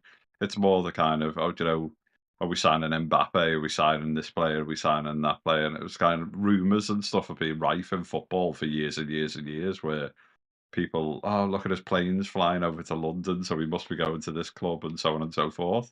I think, like you and Darge were saying, if you've got, so if you're fortunate enough to have a direct kind of dialogue with some of these individuals, and I'm not sure the majority of influencers do. I think they like to make out that they've got direct dialogue, but I think a lot of them can't just pick up the phone to Phil and go, what are you planning? And there's also, there's also kind of corporate secrets and NDAs and all of these things that none of them are going to break to when they were talking about kind of acquiring an Activision and so on and so forth. So I think, like vote if you dislike an organization and stuff, then stop buying the products. Start to ask kind of constructive questions. But there's been a lot of flag burning and stuff like that on Twitter, which is just mental. And then 12 hours later, oh, it's all going to be fine next week, and it's going to be even some of the people who were starting these rumors or like fanning the flames have come out now and gone, oh, we reacted a bit too soon and we've jumped too soon. It's like, why are they now trying to catch if like Phil goes, actually, we're not going to go exclusive, and they can go, oh, actually, see, we are connected to Xbox and they told us, and it's There's almost this, like they're trying to kind of hedge the bets. they've got this awkward situation where like they talk as representatives of the Xbox community, and in some ways they are people that see themselves as influencers or influencers, as I would typically say. But their take on it is very much swayed by the fact that they are a content creator, and they've based years of like building content and chasing clout on this particular brand and on these decisions. So it actually does impact them in a different way to how it impacts like the people that they're supposedly speaking for. So there's a slight awkwardness in that. A lot of the people that are most vocally upset by this aren't just looking at the future of the console, they're looking at the future of like their Twitter account, their brand, and their YouTube channel as well. And that's distorting a lot of things in a weird way, I think. On the other side of it, do you think Microsoft are right to like just say, shut up guys, we'll talk to you next week, like as they've done, we don't need to respond to you? Or do you think they should be trying to get ahead of it now that it's getting noisy? I think the issue is, so if say there's a modicum of truth in some of these like rumors, and someone has kind of, because I've read all kinds. I've read like the disgruntled Xbox employees have like leaked the rumors, to get kind of management to answer to things. So say there's like a modicum of truth in the rumors or whatever. Xbox as an organization or Microsoft as an organization may have had a plan, and the plan might have been, Sony get the January state of play out, then they'll get the kind of, Feb 6 one out, and then we're going to kind of answer to that. We've got an event. I don't think Phil has just suddenly turned around and gone, do you know what, we'll stick an event on next week. I think there was something planned because they need to discuss some of the brands. They need to discuss what it means for Activision and Blizzard and so on and so forth. Now the acquisition's through. Now Bobby's gone. Now obviously roles have changed. Obviously Mike's left again, and someone else has taken over, and so on and so forth. So they need to kind of address that. And I think social media, in a way, kind of forces everything to happen sooner. People want it sooner, and so on and so forth. Yeah, we consume information hour by hour, minute by minute. But Microsoft may have had a plan of action to actually have an event and talk about what the future is, and so on and so forth.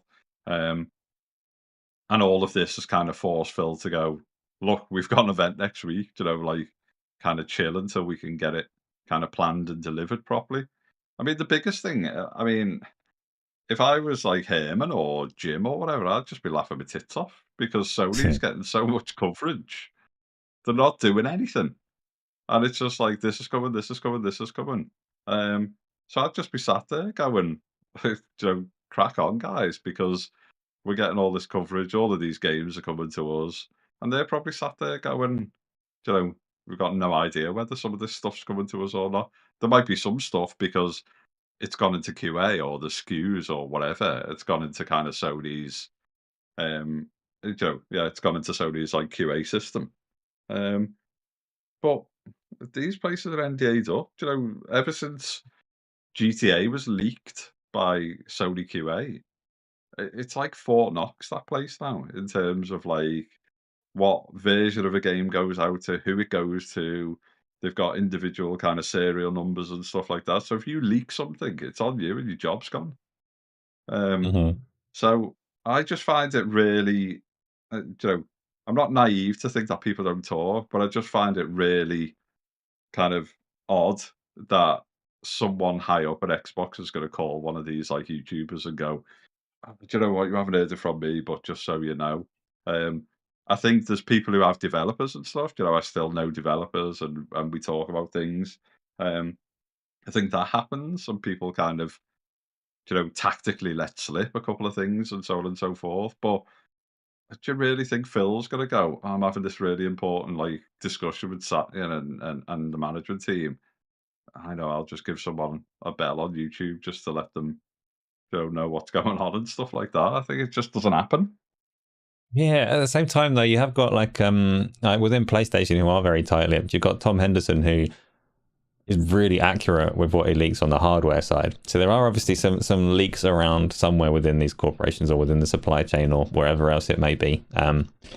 But yeah, like this stuff is taken very seriously. And Darge, I've seen quite a few takes from people saying that Microsoft's main problem is like messaging and they're being reactive and they're on the back foot when they should be proactive. And I'm looking at it going, well, that's not really true, is it? Because Microsoft haven't reacted to any of this apart from to say we're still doing what we were planning to do. We've got our comms lined up. We've got this thing that we're announcing next week, which is the opposite of reactive. They're only on the back foot because stuff supposedly leaked, whether it like true or otherwise. Do you think that Microsoft should be doing more to cut this off and respond? Do you think it's actually actively damaging in any way to let this conversation carry on, or what should they be doing? I don't hear you. Chris, can you talk? I can't hear Darge. I can't hear him either. Okay.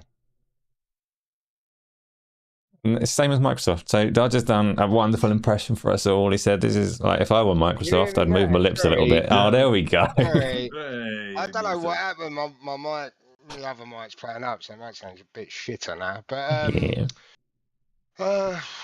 well, the thing is, like obviously when I was making videos, when they was acquiring ZeniMaxes and all this, we're all fucking, we're all excited.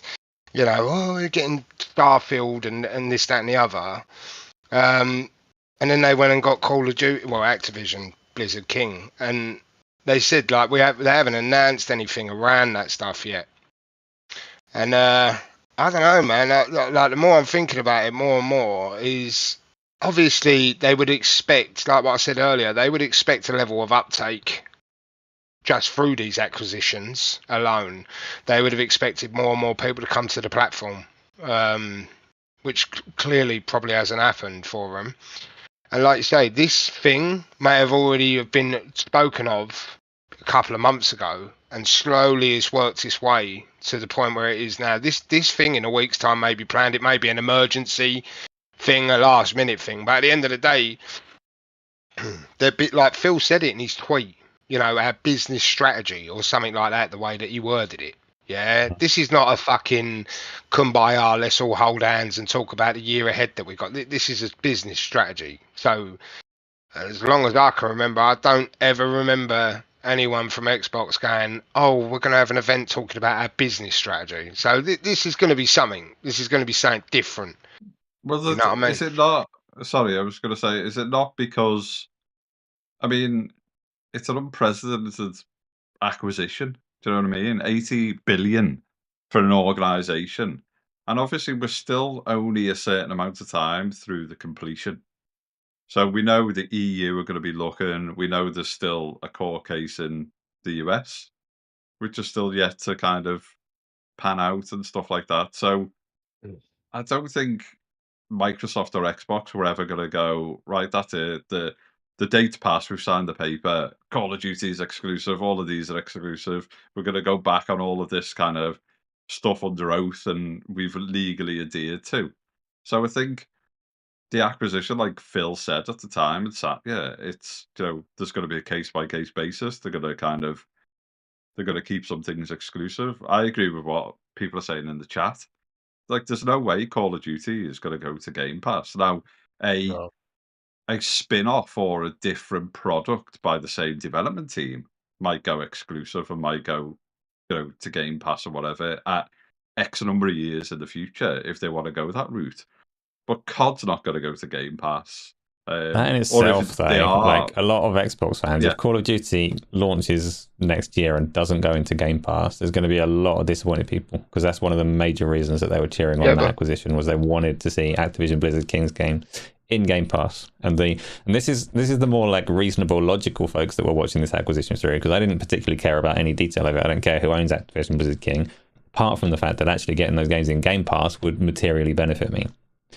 So if they now come out and say, after all of these 2 years, those ones aren't going, we've changed that strategy, that promise, that doesn't apply to these games, it applies to Forza and Halo, but actually all of these new stuff that you've been watching us acquire for the last 2 years, that's not going into Game Pass, that will have some fallout, like reasonable fallout, because that is not the expectation that was set. But the thing is I don't like ZeniMax and ABK.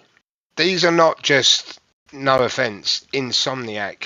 You know, these are not just individual studios. These are huge publishing arms that are worth fucking ridiculous amounts of money on their own. Like, what did they pay for Insomniac? Was it 100 million or something? 232 million, something like that. 232, yeah?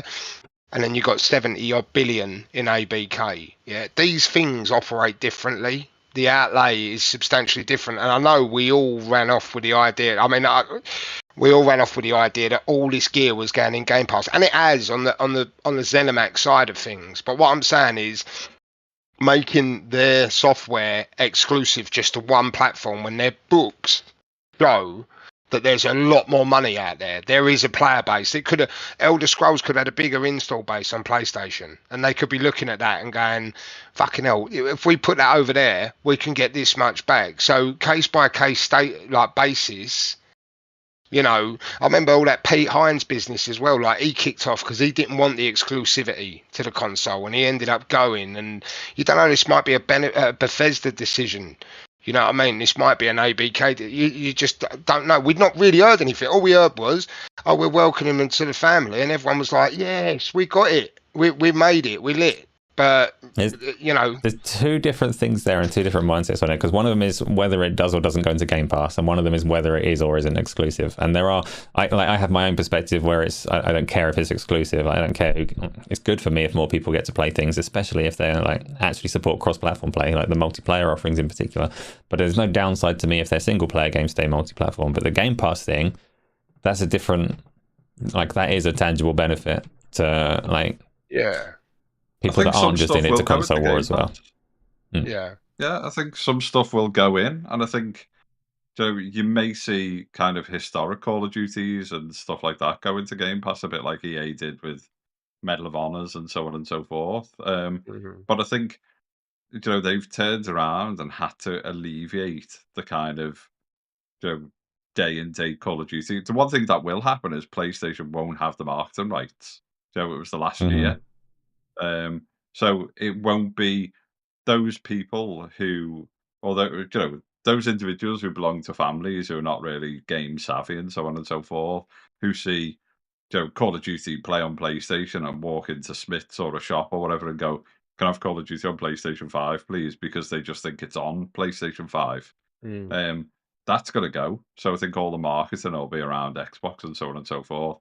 I think some Activision games and so on and so forth will go into Game Pass, but I think this kind of, you just cannot stand up in court and go, we're not going to do this, and then go back on it, because, you know, all the kind of evidential.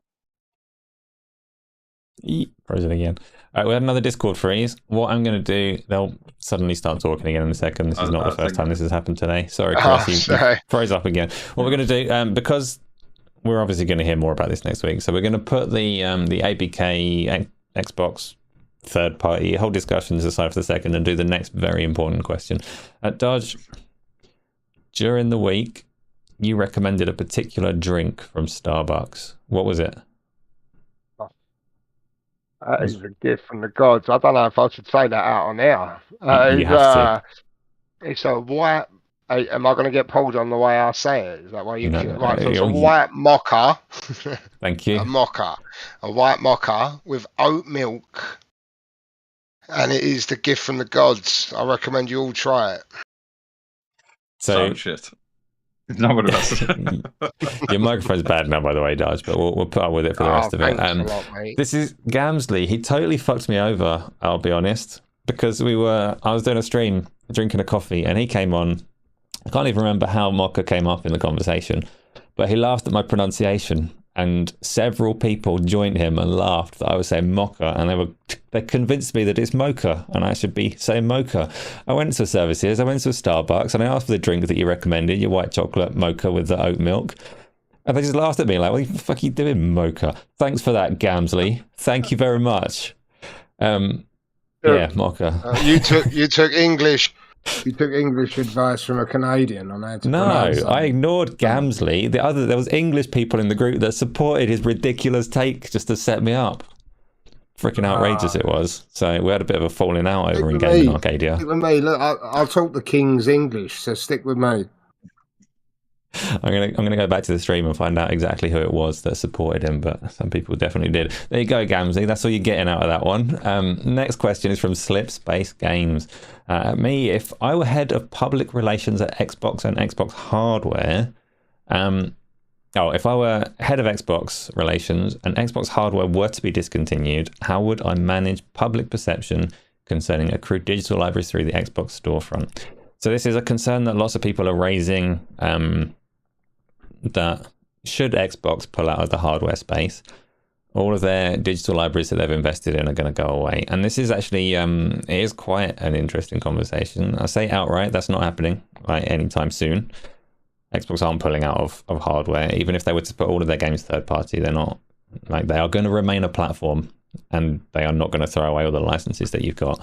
But every time that any of us have bought a game digitally or supported a subscription service, we have agreed to that risk, right? It's not the time we're then taking it away is too late. You've got no pushback. I'm a digital supporter myself. I don't buy physical games. I fully acknowledge that any of these platforms can go away at any point in time and take away all of my games and licenses. If that is a massive concern, and it should be, and a lot of people have been telling us that it is for a long time, if that is a massive concern, then yeah, push back on it before it does actually happen. If that worries you, because 5-10 years down the time, Xbox, PlayStation, Steam, any of them could go away.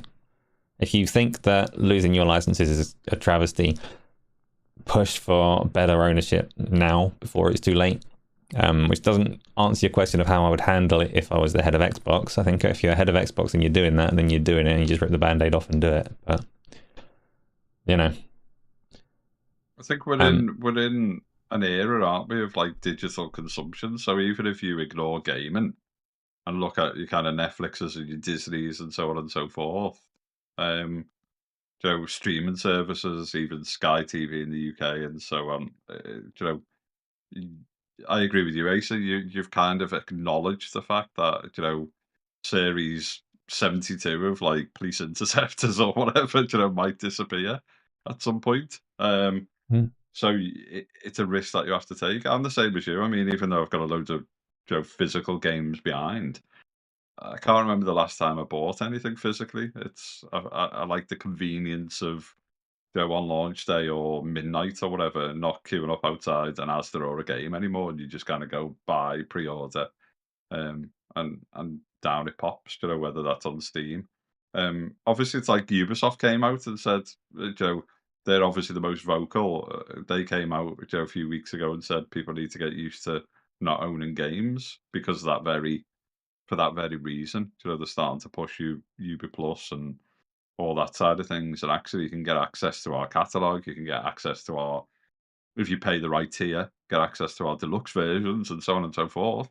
But they are on our platform, and you can play them on there until we take them away. I think a lot of people got a bit excited about was it like Spec Ops: The Line or whatever got removed or delisted from Steam. But I mean, look how old the game is.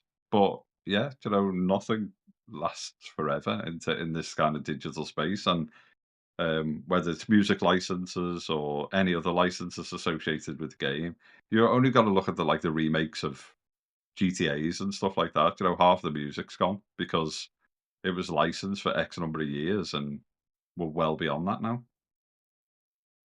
Yeah, I'm having some slight audio difficulties, but I did hear you there. That is the good news, though. Like I say, they're not going anywhere, so you have got time. If that does worry you, then when you see things like DRM and online requirements and all of these kind of things, have your little voice at that point, is what I would say. Next question is from Pete, the Arcadia. Can each of you tell us which game is your guilty pleasure? Please don't spare your embarrassment. Darge, you got a guilty pleasure game? It's guilty pleasure. That ain't embarrassing, right? But I think like Rocket League's a bit of a guilty pleasure. When I get on it, I'm like, it's always installed. Like, so it's installed on the PC, and the only time it's like you'll do it on a Sunday and be like, all right, we'll start with some Rocket League, and even if I need to go to bed or something, I'm like, oh fuck it, I'll jump in for a bit, like, because it's just Rocket League's such a good game. Like, but that's probably as far as guilty pleasures go. I'm quite like proud to play whatever I play. You know what I mean? But yeah, I'd say Rocket League is a guilty pleasure. Anytime that someone's playing that game, I run off like a fickle child, like all the time. There's nothing guilty about that. What about you, Chris? Yeah. Rocket League's a good shout, actually, because obviously you two got me into that in a massive way. So we do need to jump back onto that. I think, guilty pleasure at the minute is people have probably seen them advertised on Facebook and Insta and all of these things, but it's one of those like stupid little like match 3 like shapes or whatever, and then start to clear. Just one of them where I've got like 5 or 10 minutes, even if I've got like 2 minutes while I'm waiting for something, Wheezy I'll load that cupcakes up for on the you, iPhone yeah. and just be like ding ding ding ding match and stuff. So it's probably quite embarrassing for someone into console and PC gaming, but it is what it is. That's the time. Mine, if I'm going to have a guilty pleasure, it's going to be Forza Motorsport, because I betray my own beliefs to play Forza Motorsport. Right? I'm massive VR head, and I'm constantly saying I am not going to play a racing game in pancake mode. They just don't do it for me anymore. And then every Sunday I play Forza Motorsport with you lot. So I'm a guilty idiot in that sense. Forza, for all its flaws, people don't like the campaign progression and all the rest of it, and it might not drive as well as Assetto Corsa or whatever else people want to say. But it's really damn easy to set up a multiplayer session for a big group of people and just go and race. So that's my answer. I play that more often than I ever thought that I would, given that it does not support VR, and Microsoft are evil in that regard. They must give me Forza Motorsport VR. McGonads the Arcadia, that's Isla, has said, no, she's taken a question from the Discord. So in our Discord server, we've got a question from Patrick that says, what's the first game that you were excited for that completely let you down? Game you were properly hyped and excited for. Redfall was the first one. Come on now, that was like recency bias. There must have been one before Redfall. Yeah, I need to delve into the grey matter. I'm going to go first while you think about it then. Right? Go on. Too Human. Too Human came out maybe 2 years into the Xbox 360 cycle, and everything that had come out on the Xbox 360 as a big exclusive in those days had been gold. Absolute gold. They had like Mass Effect, Halo, Gears, all of these things were like landing. BioShock was another one. Oblivion. Big game. And Too Human looked like it was the next one. The art's phenomenal. The setting, the cyberpunk Norse kind of setting that it's got, looked like it would be so good. And then Silicon Knights had all their legal issues and battle with Epic, and the game that came out was like a shell of what it was supposed to be. It had some things that were nice, but it ran at about 4 frames per second and was very repetitive and disappointing. So Too Human is my answer. Mine is just thinking about it now is Anthem. Oh, good one. Anthem. I remember the trailer at the did Microsoft have the marketing for that game? Or they revealed it there? I think they did, because obviously I would have only have watched an Xbox show back then. Wasn't it just EA? Wouldn't you have watched an EA well, it might have been at an EA Play, maybe, yeah. And but was it Muse? They used a Muse track on the trailer. I'm pretty sure they did. Anyway, it got me hyped for that.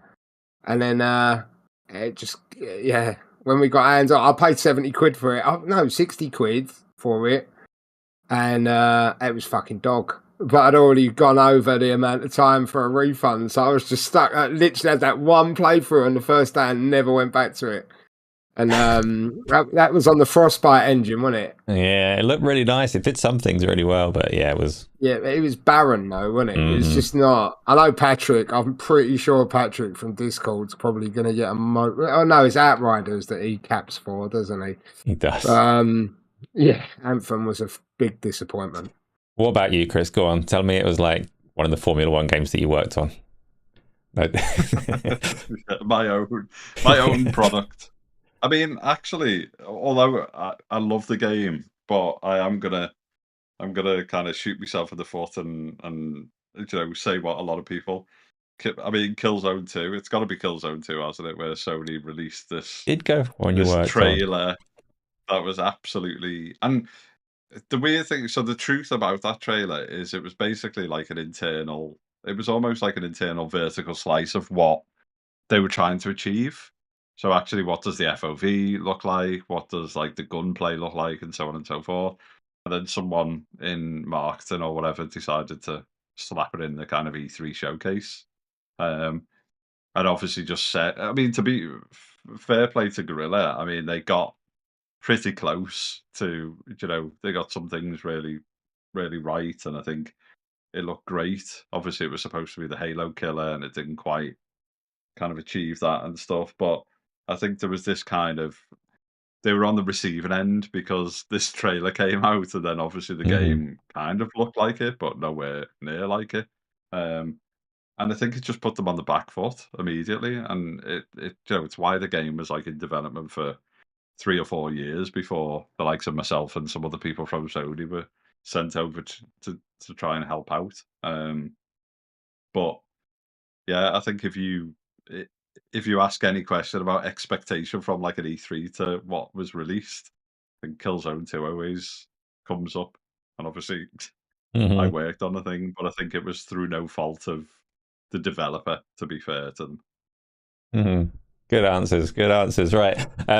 We are actually hitting our 2 hours, so we're going to do the last few questions. Let's see what comes up next. Ooh. The running time for this show, typically week on week, will be between 90 minutes to 2 hours. We'll try not to run it longer. Just try and keep it a nice, comfortable listening length for people that are live or people that are here after. Are there any more questions, Isla, or have we run out? Moment of suspense. Episode 13 asks, your most memorable game on PC? Go on then. I was just going to say everything that I've played on it. So, like, anything. Beautiful memories. Episode 13. I don't know why he's asked this, because he ain't going to like the answer. You know what I mean? But when you go from a console experience to a PC experience, if you play, there are levels to this. So refresh rate is key. You know what I mean? And your memories don't even remember the damn frame rate. When you're sitting there dreaming about these games that you played as a kid, you're not seeing 60 frames per second you're dreams. Joking. I remember the first time I played PC, even Rocket League, when it was 165 frames, I was like, fucking, this feels crazy. Like, it was good. But yeah, having the higher graphical settings and stuff like that. So yeah, most memorable game on PC, if I had to give a one answer, I'd probably just be that Last of Us remake, just because it's the first time I've ever played the game at all. But yeah, reason to PC, to be fair, yeah. Chronic's got Half-Life Alyx in there. That's cheating. That's VR. VR's obviously memorable. Everybody dreams about that. What about you, Chris? You got any good ones for PC? Joe, I think it's some of those kind of like PC exclusives. Things going back a few years ago when it was in kind of early access, but a game called Squad. And I think like people talk about kind of like Battlefield and COD and stuff like that. But when you play a game like Squad and you get onto a server, it's similar to like Armor, them type of games. When you get on a server where every player takes their role so seriously, you have people who kind of fly helicopters, you have people who drive vehicles all day, or just constantly sit in vehicles and just take troops to the front line and back and pick others, take injuries, helicopters, so on and so forth, you kind of see what like a really good server is all about, and you don't have those kind of like lone wolves trying to run in and stuff like that. And there's a bit of that. Like my brother's playing Hell Let Loose because it's obviously on Game Pass and stuff at the moment, so he's having some of those experiences. But yeah, I just remember being like in a small squad and me and my brother were playing, a couple of other guys, and we were kind of moving through the map, and we were kind of taking areas, and we were kind of laying down fire and stuff. Then people would get hit. There was just this one guy from down south in the UK, and he was literally just a medic, and he was just like picking people up, reviving them, and taking them back. Dropping dropping kind of medic packs and so on and so forth. But like the discipline was unreal. It was like a job. It was like a genuine. Were set you of disciplined? jobs. Did you pick a job? I was disciplined. I was boy. just. I was. My brother always goes support, and I was kind of like a rifleman, basically, just watching him. He was kind of laying down suppressor fire and stuff like that. But I think any kind of gaming experience, like you say with Forza, if you set up that game and you've got a group of genuine people who want to have like a proper kind of gaming experience and do things right. Obviously, we've played Sea of Thieves together, and you've set fire to our boat. So there's obviously times when people don't want a serious gaming experience. But I think if you get those moments, like if you played something multiplayer on VR, co-op on VR or something, you'll probably have that kind of experience. Multiplayer, like across platforms, can make strong memories, can't it?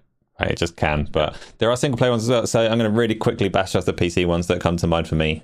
Quake 3 Arena, Warcraft 3, and Asheron's Call 2, which was a fairly obscure MMO RPG. Those are kind of the ones that got me into PC online gaming. And my journey that I've spoken about before and won't go on again. I'm going to bash on. So apparently Idea Xbox is starting any minute as well, which is another reason to try and get through the last of the questions. I've got Brian Scully has asked, how do I get through the Shadow Curse in Act 2 of Baldur's Gate 3? So without giving any spoilers, because I really will avoid spoilers even for ancient games, and Baldur's Gate 3 isn't ancient, but without giving any spoilers, Brian, if you head north, you'll find some respite. Yeah, head north, and you'll figure it out from there. There is... spoiler to me. Yeah, it's not. Next question, please.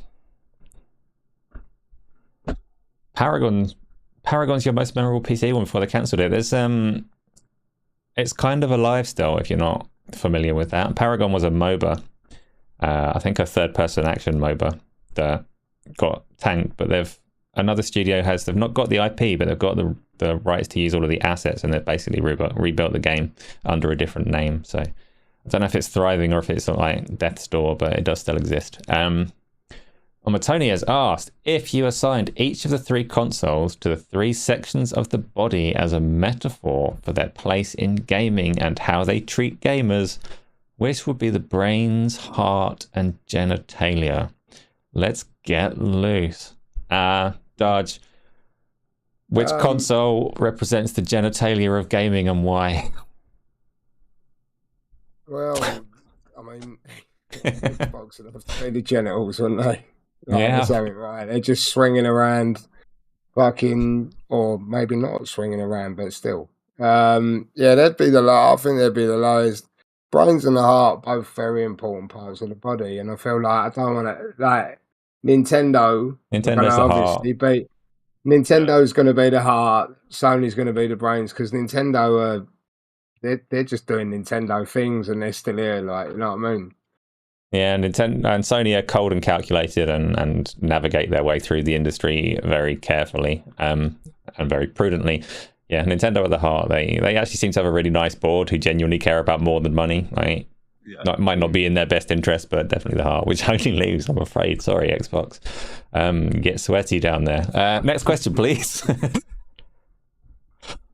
Thank you for that, Tony. That was unusual. I'm glad we managed to get through it. If that is the last one.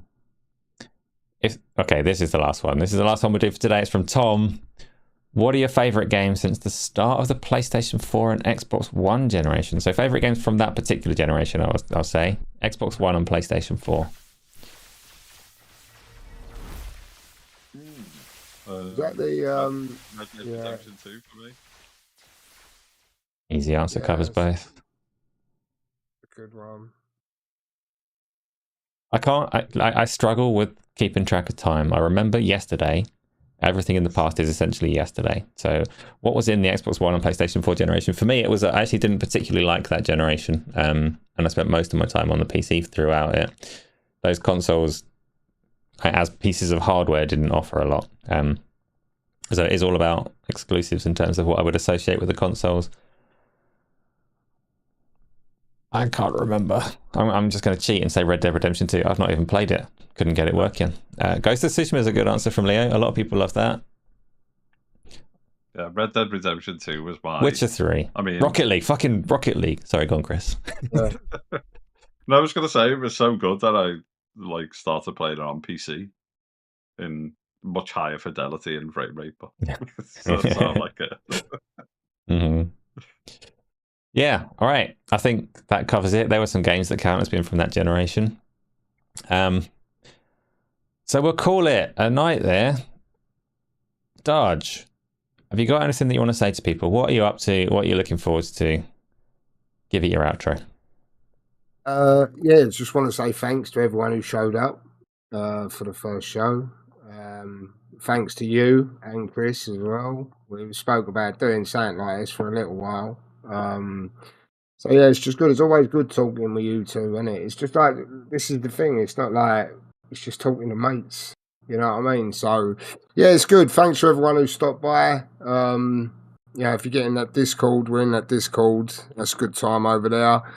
I ain't really got any plans, mate. I'm just gonna go to work. Probably go to work.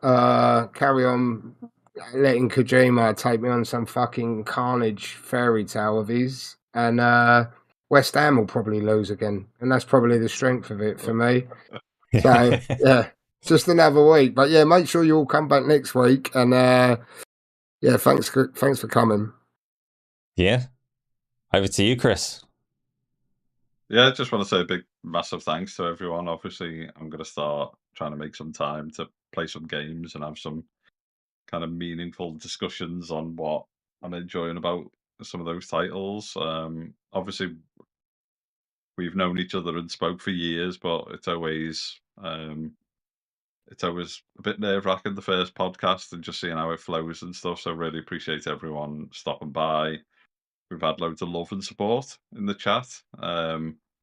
And obviously things will just start to kind of loosen and free flow in our future podcasts. So yeah, really thanks a lot for organising it and producing it. Thanks to Ida for doing the kind of questions and stuff in the background, and obviously everyone else kind of chipping in. Really appreciate it. Do you know what? I reckon going forwards is going to be the hardest part, trying to come up with something different to say at the end of the show every time.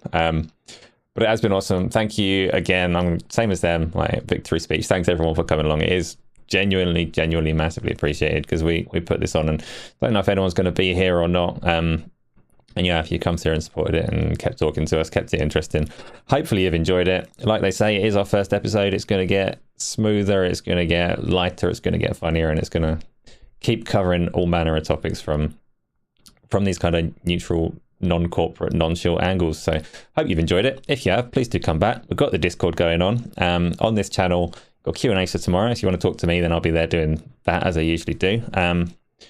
And then the second episode of the Xbox Series podcast is on Thursday. So that's how it goes. I don't have any thing to say to finish it. I'm just going to press the button. I can't remember what sound effect is going to play. There's probably something. I'll see you next time. Yeah.